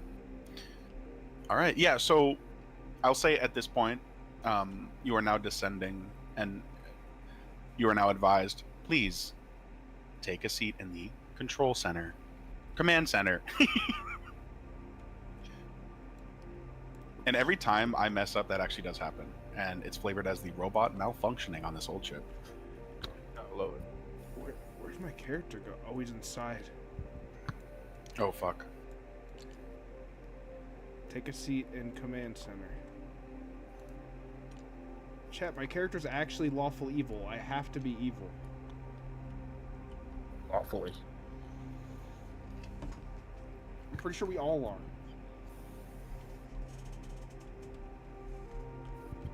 All right, as you guys are all now descending, the ship starts to rumble a bit more, and a screen pops up from the ceiling.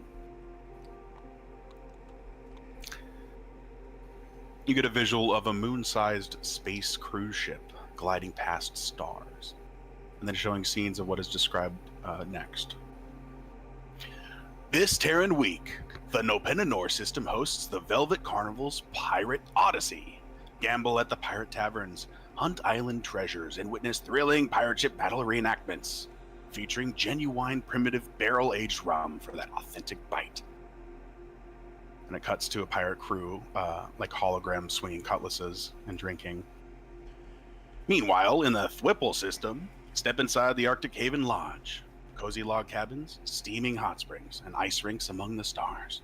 Compete in primitive sports, hockey, ice skating, skiing, and snowboarding. Warm up with genuine powdered hot chocolate drinks and synthetic protein milk. Final screen appears. We bring life to you, the Velvet Carnival.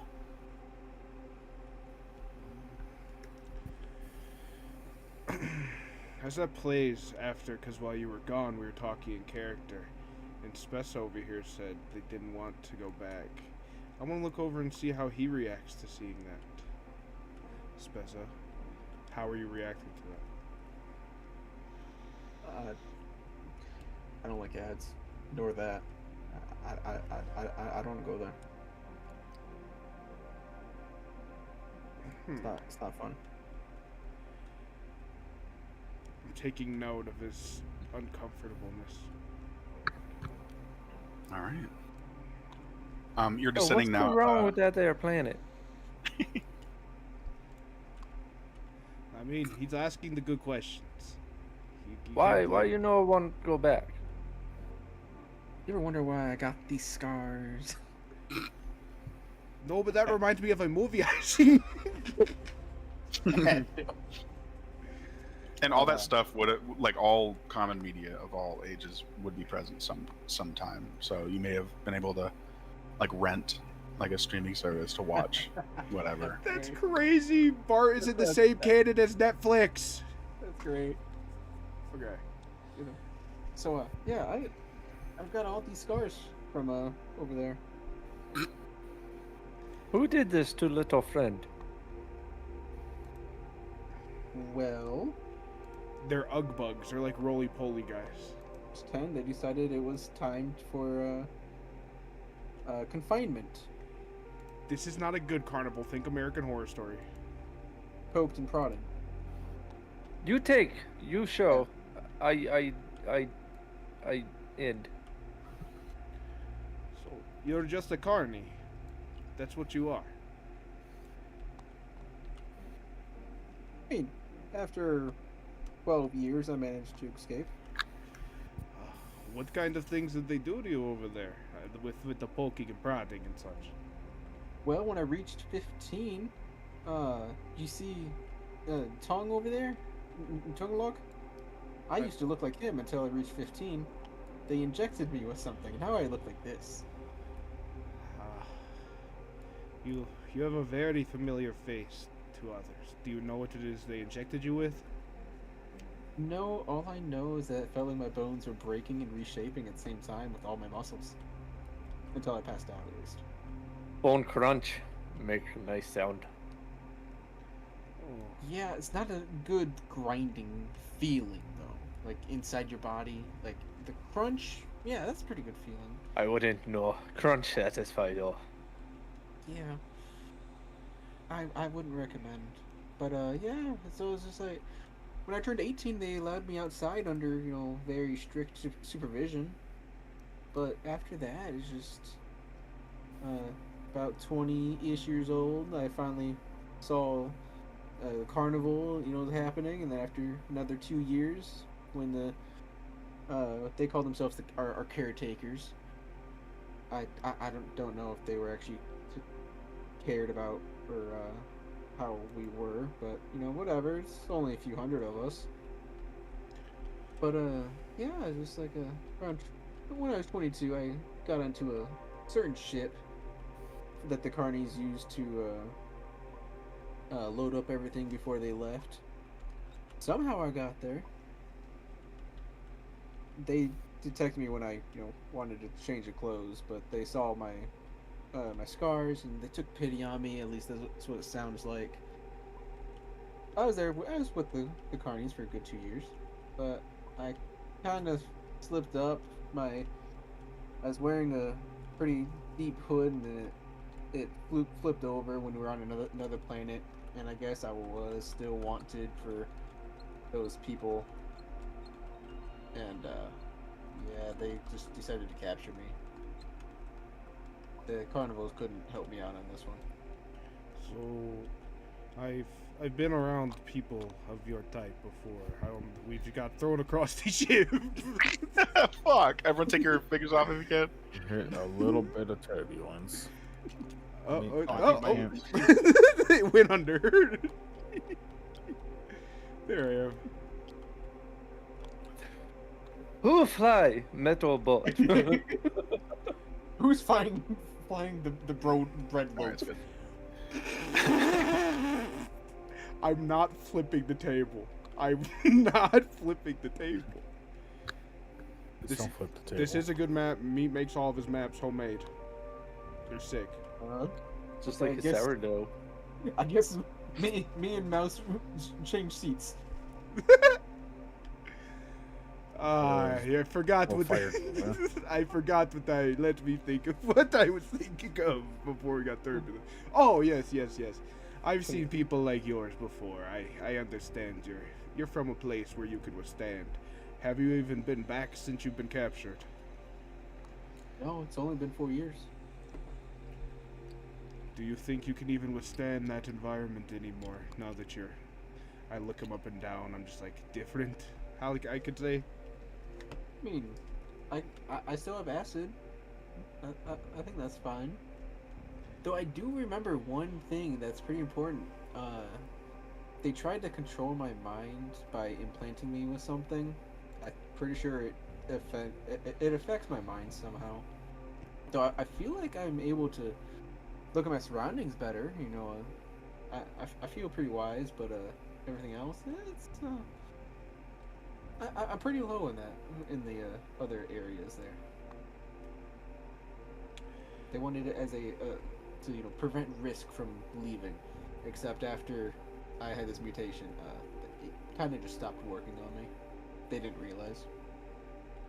Well, I can see the darkness resides within this carnival that you speak of, and as long as we're all together on this ship,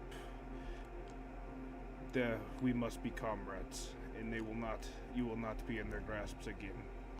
I mean, the carnies were pretty good to me. They took me in. I just look at his scarred body. Yeah, I don't know what your definition of good is, but I'll trust you on that. They didn't add any more scars. I mean, I did try with some knives before, because carnival, fun, games, woo! Yeah, knives weren't exactly my thing. I do still have my 2 daggers, though. Very, very nice, very nice. I'm just gonna sort of shake my head and say, Very oof, good, that's pretty. very nice.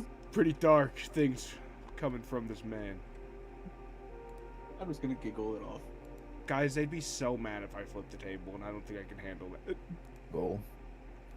All right. And at this point, you are now entering like the lower atmosphere. It is a low gravity planet, so the landing is less harsh than like an Earth-like planet. It descends downward. Rain is falling in all directions, and ahead of you, you see this fairly medium to large size, like flat, looks to be like metal plated concrete building, very sterile and brutalist looking. And next to that is a small river running along, and a few of these large towering structures, I'll say, these cylindrical and round capped structures, like a smoothed out, like towering termite hill. That can't be good.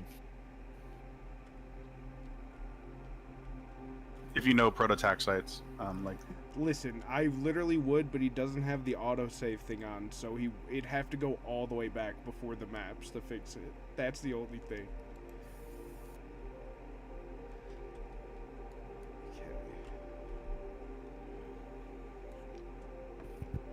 all right, and you descend down, and the crater maker got its name, probably for a reason.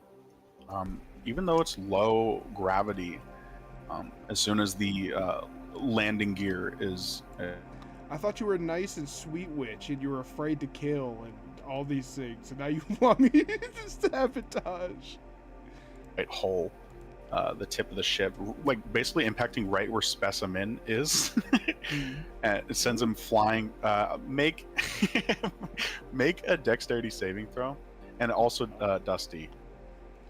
Okay.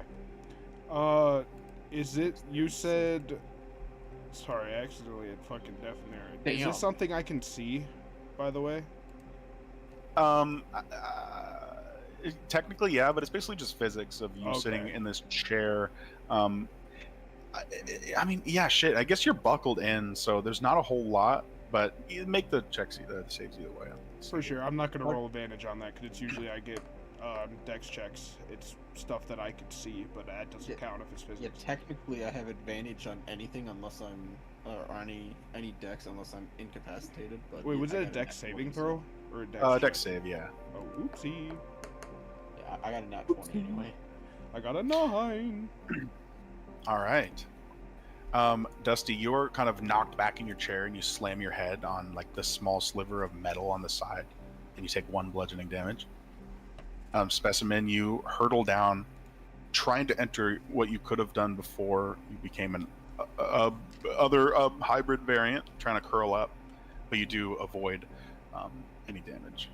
Big bump. And the ship now settles, and dust is flying everywhere. You hear like the shattering of some plates in the kitchen, even though they're plastic. Grim, you're showing your true chaotic neutral right now, bro. Settling. And you see basically surrounding you a foggy scape with short, dark green grass, and this gray, large gray, flat, brutalist structure ahead of you, as well as the columns. Respiratory service not recommended or not needed. Planet has high oxygen levels. Be wary of fire in this environment. Whoa, Set the meatball atmosphere man. on fire. Ship heavy. Gore and light.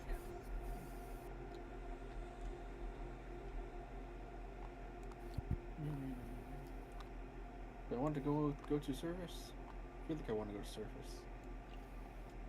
Surface looks fun. I need to Can stretch we my have a legs. camera? The We should camera probably outside check the, out that the, building ship? anyway. Yeah, it's just funny because you're like a nice witch lady who like had to literally physically vomit from getting into a fight, but in reality you're just like flip it, do it, flip it. This compartment, Dusty being the last one to leave, notices the AI had little. I sent the image. basically before introduced itself as S4GE Sage, like codename Sage, and it retracts from the ceiling, and its thrusters enable with mini pink and blue, like plasmatic. I just made that up. I don't think that's real. Jets, That sounds cool. and That's cool, too. and yeah, and it descends and it starts to follow you. Okay, it's not very strange. Hey guys, the AI is coming with us, I think. Yes, Floaty I am ball. here to enable scanning, information gathering, information delivery to the Federation, and offering answers to questions that I may have the capacity to answer. I will need to be on this planet for 24 Terran hours to complete my reconnaissance. Rakana who? You're funny. That's actually fucking hilarious. 2. Searching. Results for Rakanahu include 1 entry, year 2076, a high school band.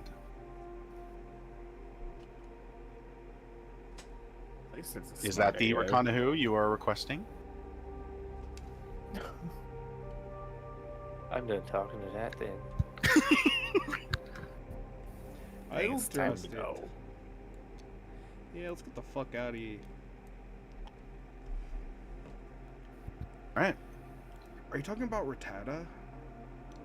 Chamber, airlock.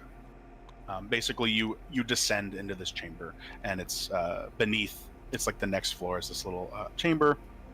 It depressurizes you for a little bit, and then the hatch opens, revealing the descending metal stairs. Now pushed into the grass beneath, and it already feels quite damp and pretty humid.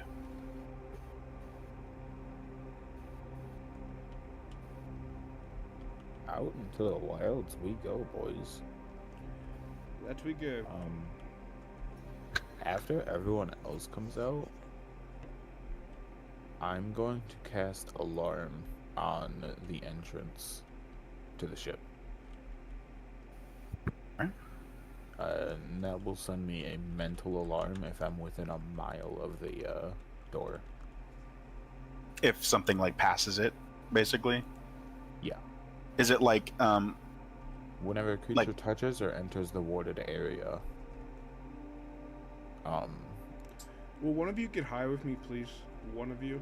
It's gotta be one of you out there. of a mental ping in my head saying, there's an alarm. all right, cool. Sounds good. You're able to cast that. All right, and yeah, you guys. I'm assuming you guys descend the stairs here. There is no map for the outside region here, but you basically now are in that like dark grassy field with view of the concrete structure and the few towering columns, and you hear the small river rushing to the right of the building, and it is raining pretty heavily.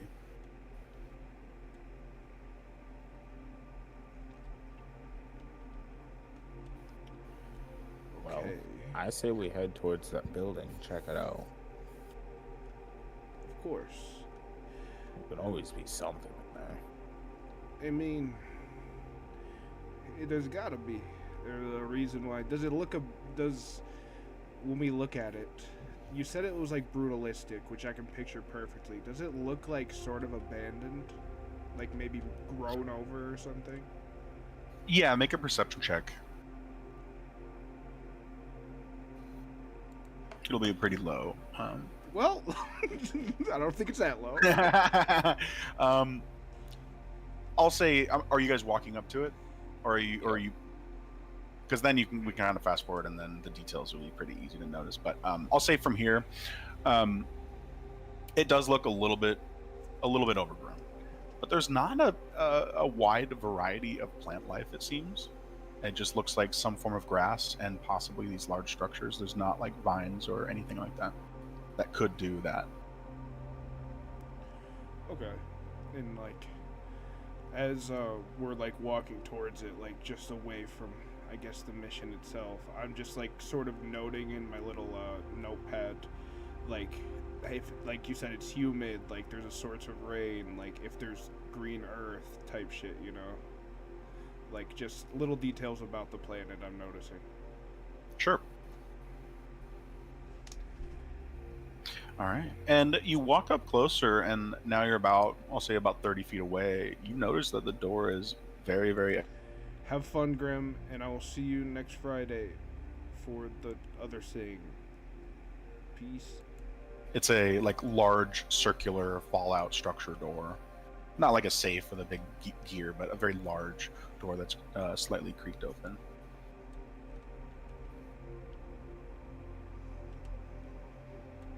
Well, that's gonna be something like danger. Can I Oh. cast detect magic? Yeah. Not a bad idea. Cool. Cast detect magic, and within 30 feet of myself, I'll be able to see if there's anything.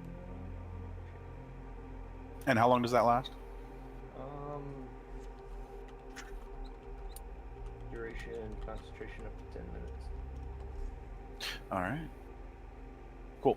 So right now, as you're about 30 feet away, you sense, actually, a small bit of magic, but it's not in the direction of the building, as you are just out of range of that right now. But you do notice what looks to be a small, round aura of magic in the grass, about the size of an apple. And it's about 20 feet away from you, more closer to the river.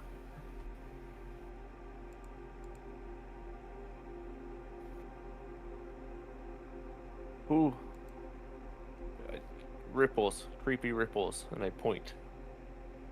I don't know what it's called. I just know I feel something, and I point at it. And the group, Well, you're the big one, so you go first. I don't ripple. That's Good that now. is fair. That is fair. Makes the- me uncomfy. These ripples are coming from outside of the building. I think there was a disconnect from what I heard. Like, were you looking inside of the building and casting magic, or No. outside? No, it's away from the building. It's a small object, round object, apple-sized, I think I heard. Yeah. Okay. So No, that's the aura shape it's making as you're detecting magic, basically. Did you? So I don't.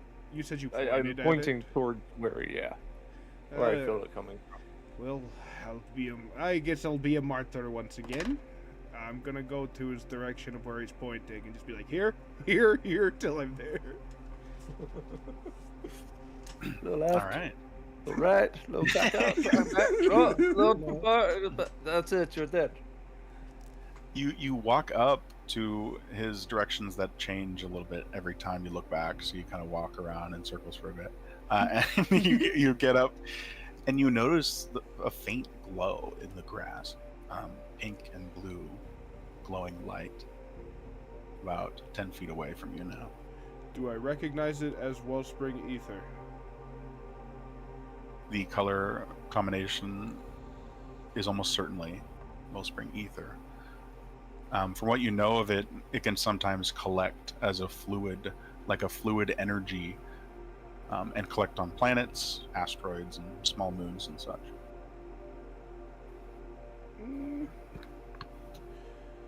Well, it seems to be a source of some type of ether. I guess my character would know. Is it like oil? Like, does it come from the ground? Make Like a remember I- check, pretty much. I mean, I'm just trying to think. I'm pretty sure your character would know just about Wellspring ether, Yeah. especially since you're like focused like on it. So it's kind of like how a water bead kind of will the way it acts with like surface tension when it's really small, you know, and it kind of connects to things. It's like that, but on a much larger scale. Like, but appearing like the shape of a liquid, kind of attaching, but it's like ethereal and energetic. It looks like pink and blue plasma. I will try to put it into the vial in a way that Dusty might know how to do. Because it's pretty much like liquid, but like plasmatic, pretty much, right? Yeah, it's like contained in like a liquid kind of form, but it does not look liquid inside. So I think we're supposed to be collecting at least proof of the resources, so yeah, we'll try to put it in one of my vials for my alchemist kit. Okay. As you grab the vial, the AI chimes in. Be careful of that. Direct contact with Wellspring ether is very dangerous. You can do whatever you wish, but the ship is capable of harvesting Wellspring ether, raw forms of it, which can then be refined. Interesting.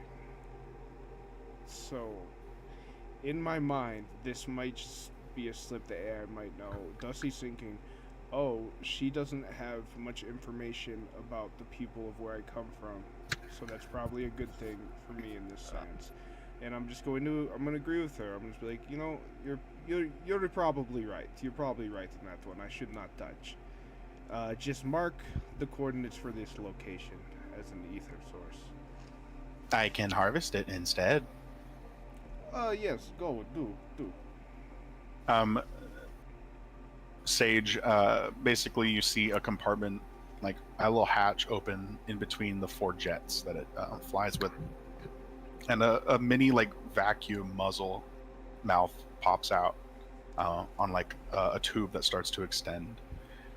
It's like that vacuum attachment that everyone has.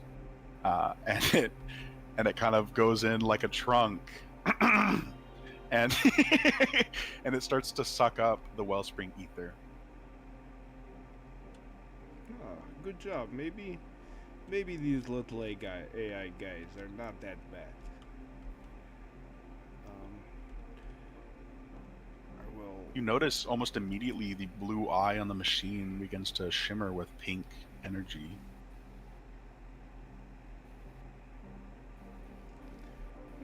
And its jets seem more intense, like larger flames, like the flames of like a blowtorch, but a lot larger. Powers the machines. Good for the soul. And I'm going to rejoin the party. All right. It was just a source of ether. The AI seemed to have already has it harvested back at the ship already. So it's convenient. On who? I don't exactly trust her yet, but I think she will be helpful in these volatile materials. Harvested but not deployed to the ship, but can when we come back. You can trust me. I am an advanced AI working with Federation, you see? Every time she says Federation, I kind of shiver. Yes. I have disabled ads currently. If you wish to turn on ads during this venture, Oh. let me know. No. But ads are disabled when on planets to remove distractions. Ads give extra credit? Extra No. XP. Every ad reduces prison sentence by the amount of seconds watched. Oh, that What sounds like something they do in real people life. I don't like that. What if we don't watch them and they just run? Goron sits. Ad We know go. when you aren't watching. Trust me, Ad we've go. developed a lot of that technology to observe living beings and Ad know the go. way they work and how to influence them. Ad go, yes. No. All right, and the screen is like, has a little loading screen. It's hold on, let me pull up. I'm walking away. They better show us the jelly guy again. I like it. Oh fuck. Oh, okay. The jelly guy ad pops back up with the logo of All Good trademark. Mint milk thirst. Good drink. Good drink milk. Mint milk thirst. Ultra purified ocean water and organic matter blended into a minty milk flavored jelly drink. Refresh and reboot. One jelly sip at a time. All Good trademark. Better than real. All good. Jelly. Oh, I like his annotation of how he speaks. Is it over yet? I stand up. I start to walk towards the building. I'll go about halfway, about 15 feet. Don't worry, Spessa, and I will command it to turn the heads off.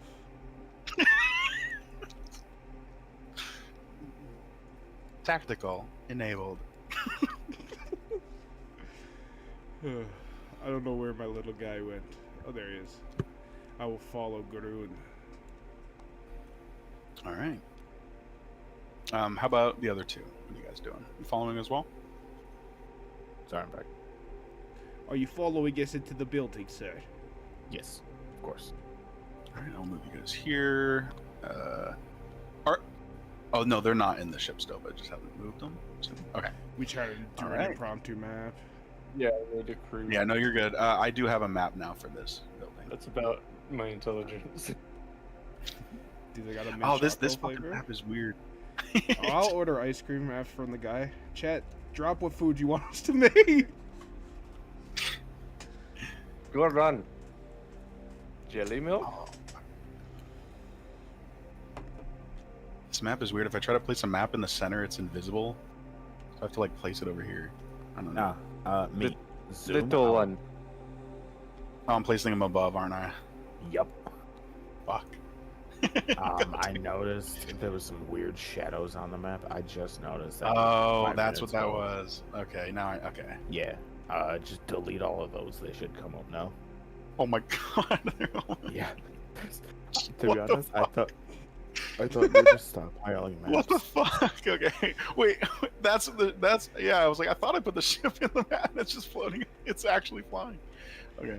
No, I just thought you were stockpiling shit, like Oh maps. God. Nope. No. Well, there you go. Okay. Should be all the weird shadows too. Yeah. So I'm not going to worry about covering up what you don't see yet. Just obviously don't use that info as an advantage. No Trust you guys. metagaming. And so basically you're starting off map here. Yeah. All right. Great. Any spooky ripples? Yes, that is a very good. Thank you for reminding me. Within 30 feet. Yeah.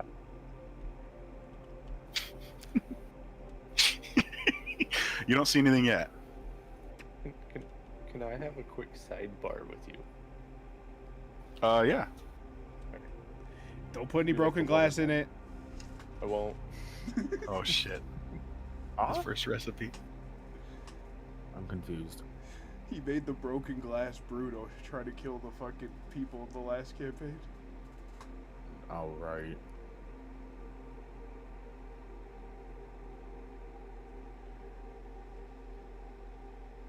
Sam, does your guy have weapons? Did you say he had daggers? Yes, I have 2 daggers. Okay. Let's get the fuck on it. I have gun. I was, part Wait, of- Sam, you're a barbarian with daggers? Yeah, I was a part of a carny. Like, No, I like, love it. like that makes complete sense actually. Like the fucking wheel No, where you it does. throw the knives. I don't have Bro's- many options for weapons. Bro's With the juggling carny. machetes. I like it. It fits. So the first chance we find a mall, I'm taking it. What do barbarians Fair. use? Like their hands or like hammers? Anything And blunt, big weapons. heavy-ish. But really, yeah, realistically, any weapon. that's Any great like- weapon, really. Great swords, hammers. They can use pretty much any weapon. Martial weapon. Or simple weapon, basic weapon, whatever you want to call them. Hammers, clubs. Basically, if it's big and it goes bonk. I'm casting fucking Blicky on every motherfucker. I'm casting 9mm. I'm about to start like using King Von for the fight music if I'm pulling off the Glock. Bro, I'm about to cast Eldritch Glock. I got that stendo, so I got 12 bolts. I'm casting Detect Ops. Bro, we should do a GURP campaign in just like New York City. Just like current day New York City. We're doing the O Block campaign coming soon.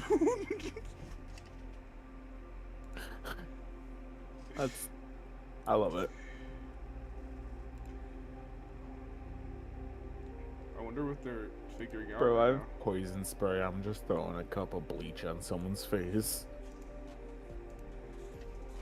I'm using Tide Pod. I'm using Tide Pod. Well, I came in right back in Alright. on. Bro, you missed it. We detected ops in here.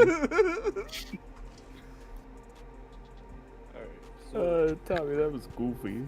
I don't see anything. Do I like feel like the aura for 50 feet? So currently, like, this is right. I can go to when you guys open the door, but obviously you see through that. But I'm saying currently where you're at, like outside the building in the 30-foot range, you don't see anything right now. Okay. So then I'll just keep calmly walking towards the building, taking lead. All right. All right. You open the door, and as you step inside, your eyes are immediately drawn to a mangled skeleton trapped awkwardly between half-closed sliding doors. Its form twisted and still clutching at the metal frame. The airlock door is ripped from its hinges and leans crookedly against the wall, jagged edges exposed. Shards of shattered glass crunch beneath your feet, scattered among twisted cables and broken panels. You then see, like, that it's a split corridor, but you don't really see much details where you're at. Yeah. For the first couple levels, it's gonna be like strictly like gunplay for me, unfortunately. Was here, but it's like all broken and leaning. You're basically in the airlock. This is that half door the man is in. Yes. Okay. Unlucky. Slow. At point. Happens to the best of us. And I'm just gonna be clearing his corners, like with him, like, cause I'm gonna have my gun out and just like at the ready. And I'm just gonna clear his corners as he goes. I'm just gonna Alright. start munching on the dude stuck in the door. Oh fuck. Bones. And the way I imagine them is kind of like a vulture where they fucking just grab a whole bone and just gulp it down. Is that how you're doing it? Or are you crunching them up? Because you could definitely be doing that too as an upguard. I want to take his his femur and just like stick it in my mouth like a big ass toothpick and just sit there and gnaw on it for a little bit. All right, gnaw on it like a dog. As he's Exactly. gnawing on it, I walk forward next to him, grab the spine of the skeleton, and just pull it out of the doorway and just kind of toss it over behind him against the Hey. wall next to him. That's precious. I'm gonna pick up the spine. It clatters and dust flies everywhere as this body is being desecrated. I'm gonna pick up the spine and take off the dust and land it on it. All right. Are you a large creature, Gurun? No, I'm a medium, but I am like 7 to 8 foot tall. Because I was gonna say, because if I'm a small creature, I can like share space. I'm just kind of gonna be walking between your legs, clearing your corners. Try not to shoot your dick off. I look down as you're like awkwardly stumbling between my legs as I'm walking. I'm a smooth operator, dude. I'm fucking like locked in. I'm probably like fucking Gross. holding on to one of your legs right now. Bro's the police dog between his Wait a legs. minute, you said you're a fucking mouse. Yes. Well, sort of. I am a rat folk. No, I am a rat folk. Sorry. I have a voice in this one. So. Meat. Elephants. What? Good and nice. Oh, that's so good. Oh That's shit! so great. Oh shit! Yeah, I'm totally fine if you incorporate that trait. That's fucking This perfect. irrational fear of small creatures, furry creatures. So like I'm trembling as I walk with this little thing between my feet. Trembling. Just try not to show it, bro. Oh my god. I'll say, yeah, like you guys would have noticed that like Goran is constantly looking away from Dusty, and like is like very Like, aware. he shuffles of- closer. I try to shuffle away more, so I'm like constantly itching away from him. And you're just casually dodging these massive steps above you as he's like turning back and doing unpredictable strides. Relax, big Trying guy. to I will use not you. bite you. And by now, Goran, I will say that you sense a small aura, more like a mist of magic right here. This is right at your capacity, right at 30 feet. Ripples. I feel. Forward.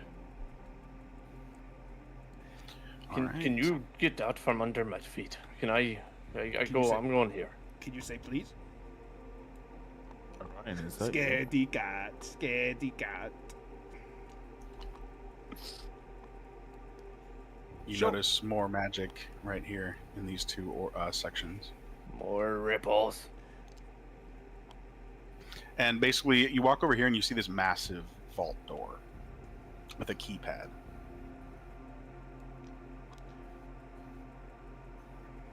Big door. Maybe I they backed up left. against the wall. Maybe they left the password laying around or something.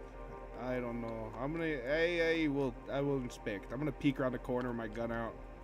Make sure there's nothing in here that's gonna jump me. I wanna take a look at that door. So, well, tongue lock gets up by the panel here. He starts to investigate, right? Specimen walks into the hall. My chest has a kind of like a faint red glowing outline, rectangle outline under my shirt. I don't know if anyone would see that or would notice that right now. That guy's fucking Iron Man. Probably not. I'm not paying attention to that. So,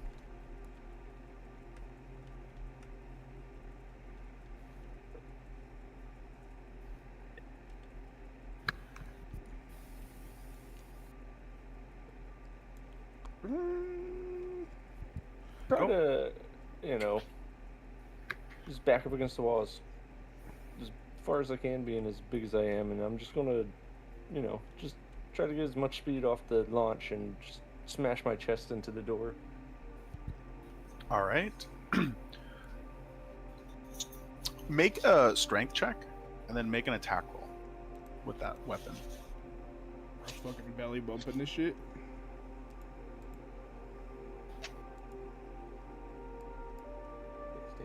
Goran Big Al. I didn't even see. All right. And 16. And then roll damage. Well, I was gonna say 16. All right. So you slam into this vault door and a resonance rings and all your ears hurt from this loud metal-like substance Bells! banging into your steel-plated chest. And you leave a small dent. No space. You're not brightest, No are work. you? Need room. And we'll go back real quick to Dusty, who you peer around this corner and there's like I forget the term, but it's the glass where it's like obscured. Transparent? No, but it's like foggy, opaque. like a foggy, like an Or opaque fog. medical glass door, kind of a fog door. Yeah, That would just be considered a fogged glass. yeah, that's what you see right now. It's hard, you can't see really anything inside right now. Okay, I'm going to attempt two things, and I'll go in order of which I do them. First, I'm going to take my hand to the door and try to slide it open. All right, it is locked. Second thing, I'm going to shoot the door. Which part are you shooting? The There's glass. like Okay. Okay. You're so okay, Pat. You said you're all up with physics and shit. Isn't it if you're trying to break a window, isn't it like one of the corners is the best way to do it or something? Generally, yes, because it has the least amount of flex, which means you can focus the most energy. So yeah, you'd usually aim for the corners. I swear I seen that in like a video before. So I'm going to shoot for the top right corner of the glass. Yeah, you remember watching a video from SpaceTube about that a while ago, when you were trying to figure out like better ways to break in and stuff. After watching like an old true crime replay, and yeah, you shoot into the make an attack roll. Okay. Please. Space Pube. I rolled in that one. Oh shit! Nice. Roll a d20. Do you all? Does that And like that an misfires, automatic? I right? was gonna say that's like an automatic misfire, right? I don't know. Yeah, I'm just doing like the homebrew d20 after that. But yeah, I'm assuming that's an auto fail misfire where you have to repair your gun. That is a misfire. Your gun does have to be repaired. It'll take an action with Tinker's tools. Oh, I can do that. Oh. Yeah, that's fine. That's why I picked that. All right. If you fail, then you need to go into the extended repair, which takes more time and usually costs money to replace the parts. Fail using the Tinker's tools? Yeah. Okay. You make I think it was a sleight of hand check or just a dex check. I'm pretty sure like all tools, it's like, isn't it just a d20 with proficiency? Isn't that how they work now? Pretty sure. Something like, maybe thieves' tools are different. Hand cannon real quick. What I'm pretty sure is like tools, you can add your proficiency bonus if you're proficient, right? Like otherwise everything is just a d20, unless I'm wrong about that. That's fair. I didn't want to kill the vibe of me rolling in that one, but I was. I have a reaction to that, literally. All right. Yeah. I'm going to expend, as I can feel my fucking gun get a bullet jam in the chamber or something. I'm going to expend one of my second wins for tactical mind. And I can roll 1d10 and add the result to the check. So yowza. That's a 0. And you're adding that. Are you adding that to the natural 1? Because wasn't that an auto failure? I don't know. And I would never use his ability, so I was gonna. So I will say this. I feel like it makes sense. Like in my campaigns, I like nat 20s being like auto succeeds and 1s being auto failures. Yeah, that's fine. I was just going based off of this fucking move. No, sure. I'm just saying like, because a nat 1, even if you like meet their AC with, if you have a large plus to hit, even if you roll a nat 1, you fuck up so badly you don't even hit them, kind of thing. For sure. And we can roll that way. I just have to make a note for it. No, that's for sure. I feel like I kind of like there being like, because on the other end, then it helps with like nat 20s being cooler, like not being as limited, in my opinion. So it goes both ways. Normally nat 20s don't even apply to saves. Like for me, I do that. I think that's cool. No, I like it. I like that. Small percent. I think in like raw rules is written, I believe saving throws don't apply. I trust my DM. 20s, checks, that type of thing. The 20 doesn't matter. That's just to hit. But, so I will like say, you said, I like it applied to everything. Yeah. If you are you gonna do the repair check? Because you can just add the 10 to that. I'll do that.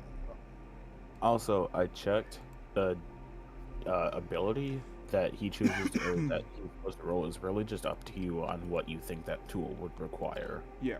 Because, okay. Because Tinker tools are generally dexterity because they're dexterous things, small screws, gears, that type thing, moving parts.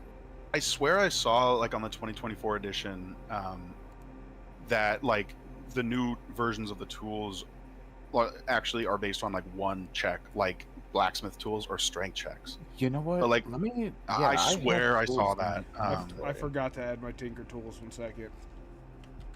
Yeah, these are actually legacy tools. I forget the. I use the new set. ones, bro, because they're way better in my opinion. Oh yeah, definitely Yeah. use the new tools. Yeah. No, I completely forgot. This gave me legacy thieves tools instead of thieves tools because I can use those to make tinker's tools because artificer shit. But Yes. Okay. So each tool has an ability attached to it. So you're using Yes. tinker's tools, Yes. and I'm sure that's the one tool that's part of critical role and is not part of this, or it's part of the fucking. no, It's tinker's tools normal right here. rules. Is that here? Because I don't see it on this 2024 sheet. Tiny Um, compose craft if you have proficiency. Oh, I see it. Okay, so tinker's tools is dexterity. yes, You dexterity. can. Yeah, there's a utilize ability to create a tiny item made of scrap which falls apart in 1 minute. And it has a craft ability on it too, which is actually huge. Like, Yeah, crafting Yeah. like all sorts of shit, all sorts of weapons and shovels. All right. So do you want me to Manacle. wait a minute to roll that, or roll it now? No, you can roll that dex check. For sure. It says for repairing weapons, I can add my proficiency bonus, so I just add a +2 to that. Whatever your proficiency is. You should be proficient with it's the probably tools +2. anyway. Dex check. Okay. So that would be a 12. What's your misfire score on your gun? I totally forgot this is how this played out. There's so many extra things for Yeah. this. It's complicated at first, but once you It's a remember misfire your misfire score and is a shit- 1. Okay, so you need the DC's a 9 because it's an 8 plus misfire, So that's a 12. which for your reference to any firearm, it's 8 plus whatever the misfire score on that firearm is the rule for misfires, or for the repair for the misfire. So I just need a 9 or better, so I'm Gucci, right? Yeah. If you fail that, then the gun is like broken, and you have to spend time to repair parts. All right, cool. Yeah, you are able to take 6 seconds only, right, to repair it. Like you kind of just because it's an action. It's a no. I think. Well, Oh yeah, I mean, action. out of Try to repair it. yeah. An action. Yep. Okay, so we'll say like one of the energy cells like gets dislodged and like stuck, and you're able to kind of smack it back. Jammed. You got It too much happens. plasma on your coils, man. You got to slow that down a little bit. Well, I guess we both suck at breaking down doors, huh? Now will Yeah. you stop doing Can I- that and let me unlock the door? Can I investigate this wall? Yes, you can. Or like All maybe a perception check to see if I notice anything standing out, or maybe That- not the wall, the door. That'll be an investigation. Yeah, you can do that. Got a 2. All right. It's about how I expected it to go. You're really just seeing a lot of reinforced substances making up this door, and mainly making note of the keypad. You don't see any small details like another keyhole or anything, at least with your roll. Unlock, are you fiddling with the keypad? I'm trying to. Yeah, well, yeah, we were just trying to go. Sorry. No, I'm not saying anything about that. That was in character. No, yeah, that was fire me and asking I can't tell characters because some people's voices are the same as their normal, so then No, I'm not I- sure. You're good. One guy tried to fucking body slam a door. Another guy's shooting off a gun indoors. So what were you looking to do, Tongue Lock? Inspect it? Yeah, I want to look at the keypad and see if I can use my arcane tablet to help me out in any way. Because it says I can spend. I can take a minute to cast Identify on it, or I can take 10 minutes to identify any broken mechanical object to determine how to fix it. But I'm assuming that gives me some sort of like blueprint it's supposed to be, so maybe I can like reverse engineer the lock. Or keypad. I will say first make a d20 roll. Okay. I had to rename my mall. That is a nat 1. All right. We're doing good.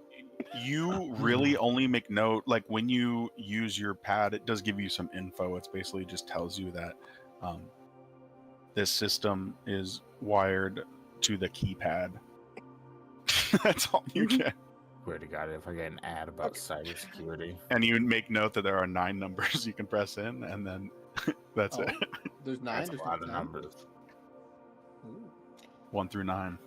Fuck 0. Oh, yeah, there's 9. Oh Zero yeah, my doesn't- bad. There's 10 numbers. Actually, on this one, well, actually, that might be a clue. No, there's...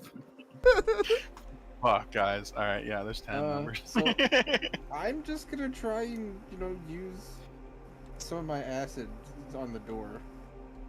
Okay. And how are you doing that? Because you basically secrete it. So your acid works differently than tongue locks. So you made note, and it is described too in the species list. Mhm. So tongue lock, you make acid from your saliva, and it's like a liquidy goo. I'm a Komodo dragon. Specimen, you kind of breathe it like a fog. It comes out in a more cloudy, aerated form, more like a gas. Mine is But it more is like not. one of It's those, not. so- It's not as strong, but it is corrosive. But you do know, especially from being contained and using it or being tested on how it works, that just like your acid was before, it loses intensity quite quickly when exposed to air. So it's something that you would have to like be constantly spraying. Oh, I'm gonna take a big, deep breath, get as close to the door as possible, and just breathe out. I want to join him in something similar. All right. I want to lick the keypad. Okay. Give it a nice sloppy wet lick. All right. Okay. So specimen, you are breathing onto the actual door, and tongue lock. Tongue lock. I keep thinking that Q is a G, and I get okay. Tongue lock. Tongue lock. Tongue lock. You There start Oh, to there's a lick. fucking G in the middle of that? Yeah. You start to lick the keypad. Specimen, you notice that very, very slowly the surface starts to bubble and pop as this metallic layer, this thin metallic layer, starts to Get tongue locked. go a white layer, shiny white, looks like plasticine. You do recognize that plasticine and glass are commonly used that are acid immune materials. Am I able to use? Oh, sorry. Go. And then tongue lock, you start licking on the keypad, and the keys. I'll say the keys themselves are plastic, but you are licking and dripping saliva into like the interior. There's a metal frame that starts to dissolve slightly, and a little bit of smoke starts to rise from this device, and the kind of It's inlaid okay. light on this keypad starts to flicker.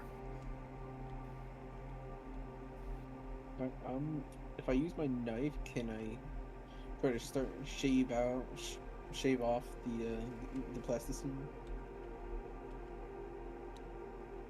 Oh shit.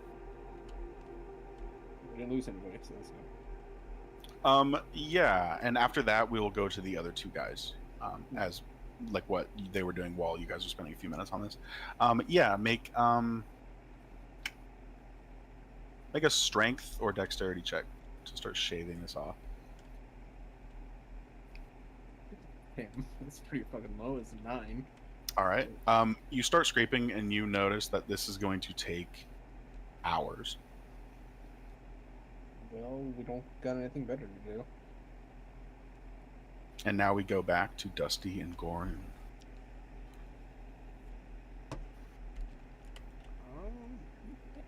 So there's no keypad on this door. There is no keypad, but there is a lock, like what looks to be an insert, like a futuristic keyhole. Is Eddie in here with or whatever their name? What's the AI's name? Bright Eyes. Or did she This come one in? is Sage. Sage. Sorry. Is Sage in here with us? S4GE. Yeah, Sage is there. Sage, commence unlock door. do you guys have any? Do you have any tools to break in? Which side of the Knock. door is the lock hole? This here, real quick. This Sage model is not equipped with other utility items.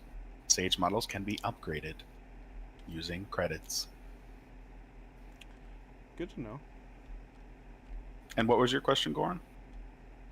What side of the door is the side with like the keyhole? Like this is the side that opens. Yeah, so the side is right over here, like on the left side. All right. I'm gonna try a new accent. See if this one will stick. Hey, little man, step back out the way. Okay, we'll do. We'll step back, Sage. We don't need you to break too.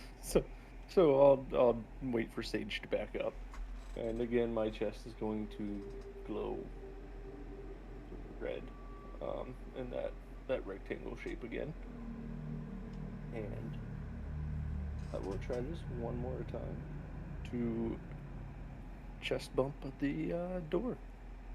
All right, make a strength check first.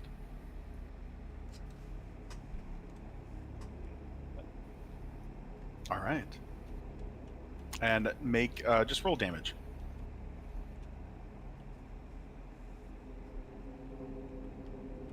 All right, you run 5 feet and slam into into this foggy glass door, and it shatters, and you fall. Were you what? I was going to do something because I was upset at the other door, so I was like already set on doing it no matter what. What were you gonna do? So immediately after hitting a target with my melee weapon, I can cast Thunderous Smite. So I already had my mind made up. I'm already annoyed. I'm like, So you're gonna basically do this. you smash it in and then smite the door. Yeah. Like, All right. I'll barrel through and into the room. Yeah, you do that. You smash into the door and you use that smite charge, and glass flies everywhere, and not enough to damage, but little pieces of glass slice into you and Dusty, little like microscopic pieces, as this glass is near pulverized after getting smitten, and you kind of trip and almost fall as you enter this larger chamber. And then everyone within 300 feet of me is audible. Here's this big thunderclap. And, yeah, 300 feet of me. Bro literally became a fucking thunder boot clap. So it says the target takes an extra 2d6. It doesn't say anything about anyone within the 300 range. So, Yeah, no, that's the audio because it's the thunder. It's just to show that it's loud. It's a show of force. So y'all will hear this booming thunderclap then. And you'll it just echoes see through this shards of corridor, and glass. it's extremely painful audio traveling through this thin corridor as the sound bounces back around you. And you now, as you enter this larger room, I'll give a little description here. You enter this cavernous room lined with towering glass tanks, though only 3 of them seem to be left intact. Many of them are cracked and shattered, their contents long vanished or dried out. And the faint hum of machinery vibrates in the air on the end of the room, and also from 2 computers, or a computer and a tablet here on the table. You see these 3 intact tanks, these 3 right here, rising to the ceiling.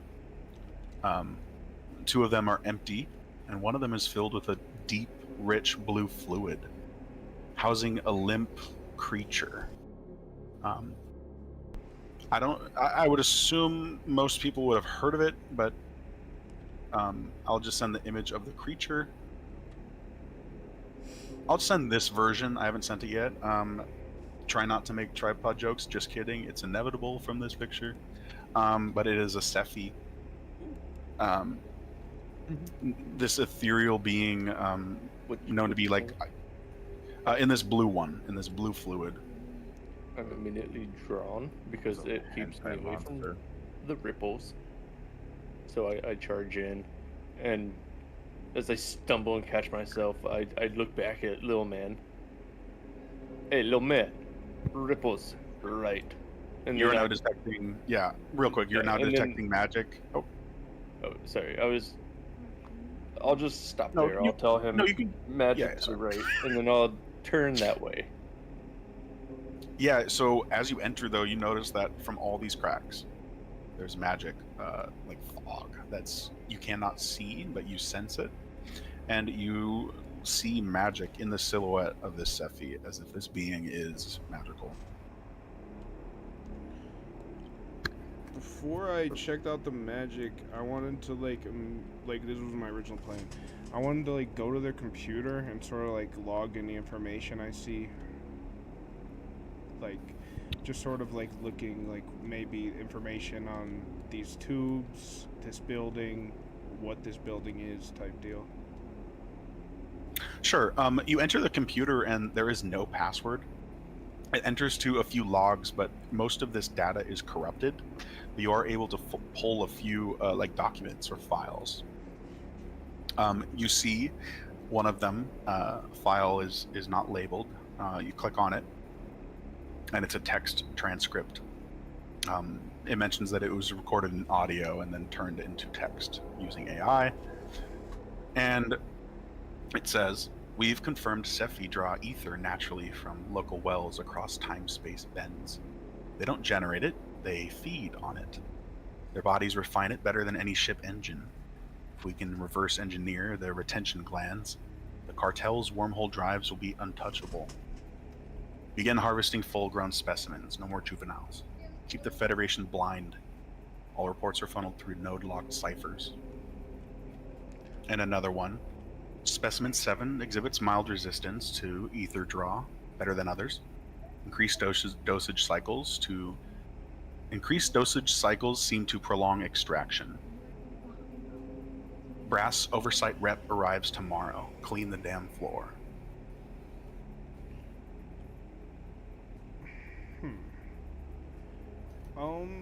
This is gonna be a crazy ask, but this is like a futuristic world, and I know our tools could do different things. Is there any way, using like the smithing tool or the tinker tool or alchemist tool, I have a bunch of tools, could I take this computer and attempt to create a flash drive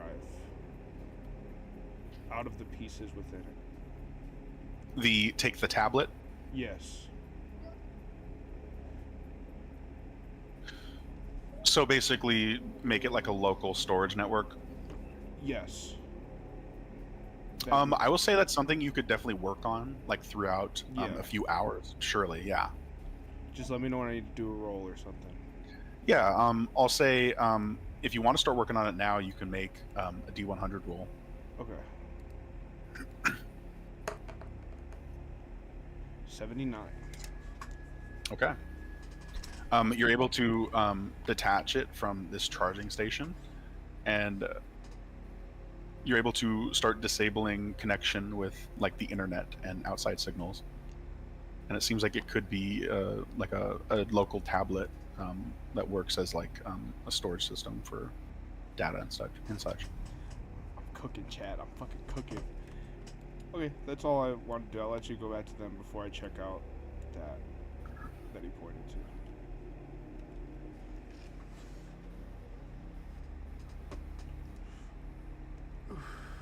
Hasty keypad. And with that, we'll now go back to the other two. As you are, you're continuing to lick and breathe and scrape. That sounds a little What if I disturbing. added my other knife? Whoa. Yeah, make a. Bro You can doesn't double have one scrape. knife. Bro has You can, two knives. yeah, make another dex check, and I will say by now, tongue lock. You have now seemingly broken this keypad, and it's fizzling. and the red light that was on it is now off. Cool. Which way does this door open? I don't know. Like, does it slide up or to the sides? So this doorway, it's like a large circular vault that seems to rotate clockwise into the right wall. Okay. My second knife. I got a 19. All right. A big one. After scraping for about 10 minutes, you make about a foot by foot surface that is now exposing more metal. I breathe on the metal. Okay, you start to dissolve the metal. Feeling another sheet of plastic. Yeah. That's great. Oh fuck. Well, I guess I'll find out. It's a composite door. All right. And as you're doing that, we can go back to the other three now. It seems like tongue lock is, see that this door's been opened, revealing this large chamber I described. Yeah, I'm calling for the big one. He's magically drawn in right now. By the way, you're gonna have to go get his attention. Yeah, I'm just like entranced. I'm like sat cross-legged, staring up at this creature in this tank, just oblivious to everything. You see this creature. So you get a better look now. All the other, it looks like at once there were many of these tanks that are connected to the ceiling with tubes that run into the ceiling and into the walls to other places. And you make note that this Sephi, unlike the picture I sent, is much dimmer, limp, head down, like hunched over, and pretty pale and a bit more translucent. And you see that there are syringes embedded in both sides of its neck. As I notice this, I scoot forward and wrap my arms around the tank. All right. This tank is basically the diameter about 10 feet. So you're getting I know they won't pretty... go all the way around. Yeah. Oh yeah, no, I'm just describing the imagery. It's like you're hugging a really large glass tree. Yeah.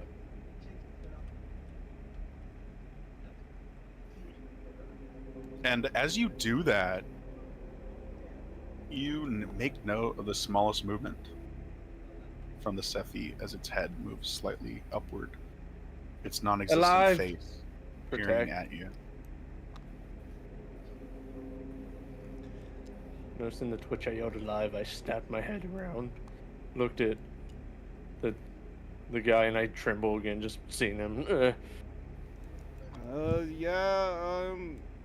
He's a little bit, that's I got him help. feeling something. Alive. I'm afraid he seems to be afraid of me, so I'm trying to keep my distance. And suddenly, some strange crackling sounds, wisps in the air occur in the far center of the room here among these cracks. And slowly you see three somewhat humanoid figures rising from these cracks. Their forms are similarly ethereal to the Sephi, but not constrained by a solid form. You see these near blank, expressionless faces and the structure of shoulders, but then ending in wisps from there below that. And I'll send an image of these things that are popping up. And I will place them. Oh, fuck no. Well, those look scary. Oh, I don't like those.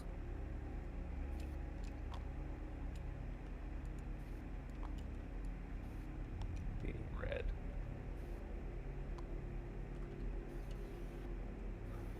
They start to wisp and float upward. You notice that with their movements, it's like a Snapchat filter effect where it leaves a streak of your past movement, but in a foggy form, leaving these trails. And they are made up of a similar plasmatic structure of these bright pinks and rich blues crackling, but they're more of a foggy structure.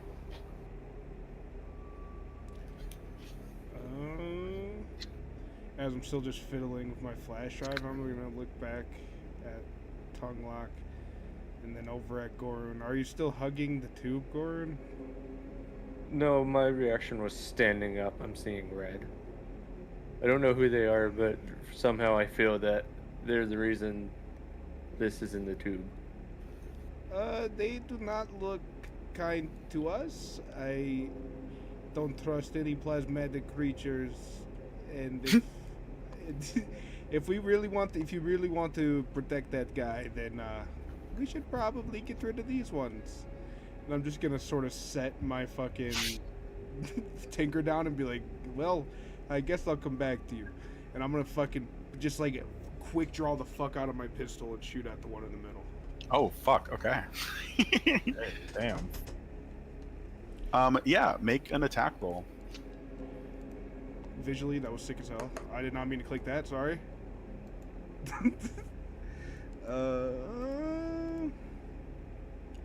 Okay, so I get a +2 to this because I'm only wielding one weapon in my hand. So, 27. All right. Roll damage. And which one are you shooting? The middle one. All right. Roll damage. Oh, did I already say that? Sorry. That'll be 10 damage. And do I gotta roll misfire too? Just to make sure? How does that work? Yeah, the misfire, that's if you roll low on the hit DC. Oh, okay. Without the modifier, like if you roll a 3 or below, right? Something like Yeah. that. It's different for each weapon, I think. Yeah, it's if you roll like what's the misfire on your weapon? 1, so 9. No, just you should have misfire and then a number. What's that 1. number? It's just a 1. Okay, so yeah, if you just roll a nat 1, not only do you get the critical fail of that attack, but your weapon misfires. I have a remade hand mortar with a misfire of 3. So if the number on the die is 3 or less, I misfire. For sure. All So right. yeah, if you rolled that number below, you misfire, and it doesn't go off, and you need to repair it as an action. All right. You shoot your energy revolver into this etherized figure, and you make contact, and a bit of its shoulder kind of fades away and then comes back a little bit more faintly. And you hear like a ghostly howl. No! We are hungry. Please. What do you eat? What's in this tank again? Ether! You must have it! And the one that you shot, it looks angry and starts running towards you. Goron, smash the fucking container, bro. What's in it? What's in this one? Yeah. So these 2 other tanks are empty. It's just glass cylinders up to the ceiling. So, I'm going to take the direct route and just charge this guy over here. Straight across. All right. And what's that? 5, 10, 15, 20, 25, 30, 35, 40. Shit, that's still not far enough. So I will strengthen the hit. Do my Are you pistol again? are you able to get within distance? Oh. No, I have 30 feet speed. Like we're not doing initiative yet, but like just based on where you're at, you could hit this guy though. Yeah, Sure. Or this guy. Oh, Yeah. Okay, I'll try to tackle him since Save he's me, coming elephant. running. Yeah, I'll tackle that guy then. All right. Yeah. Make that attack roll. You don't want strength, just the hit. So I was doing strength because you were doing inanimate objects, but now that you're using it just as a weapon, we can flesh out the ability, the cybernetic later, but just we had no time to do that. But Yeah. For now, it'll just be attack rolls. Okay, that just barely hits, and it actually is not affected by being prone, But you do slam into it. You see it does do damage, but not a lot. As like you do hit like a fluid-like form underneath this gaseous plasma, but it kind of bounces back. Okay. And with that, combat will start. So probably we'll want to stop it here. If you, I feel like that'd probably be a good place to stop because it is, at least from where I'm at, it's almost at 3 hours. Cliffhanger. Unless you guys want, because it'll probably be a bit. Did I at least get through the next part of the metal? Did I see No. layers? Oh. No, I did make it clear too. The acid is not like crazy. But I'm just trying to see what's on the other side. yeah, sure. No, you're good. But it is a very thick vault door, and you've gotten through like a few inches. So you're making progress. I'm gonna have to write this down for next time. If I make the hole wide enough, maybe the mouse can get in. That is true. I'll Alright, write this so, down lest I forget. So yeah, I think we'll stop it there for the That first was session. good. That was good. That was good. I'm excited for space. Hell yeah.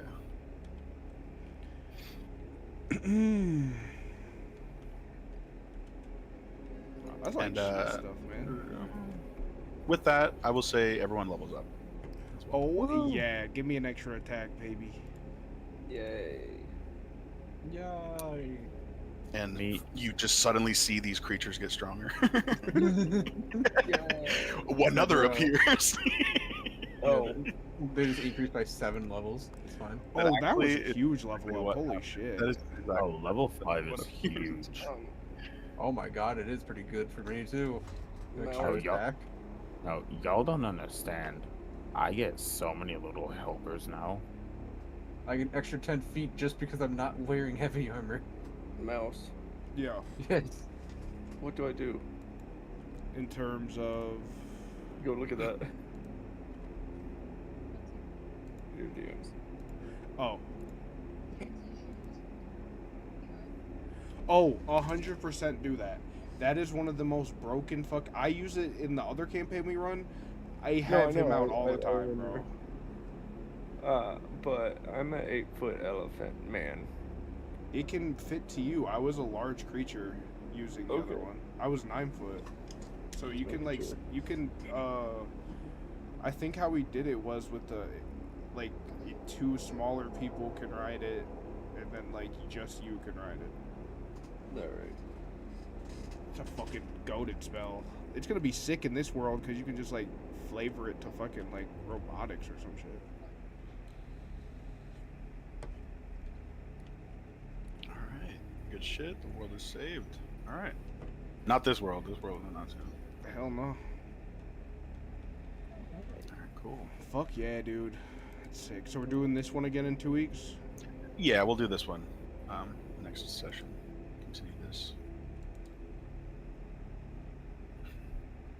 Look at that, I have level 2 spells.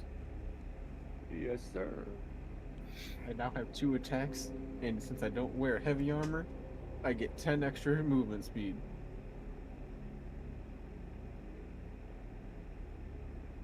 I can now move 40 feet. Okay. Alright, boys, I'm gonna hop out. Alrighty. Yeah, I'm gonna hop off now for a little bit.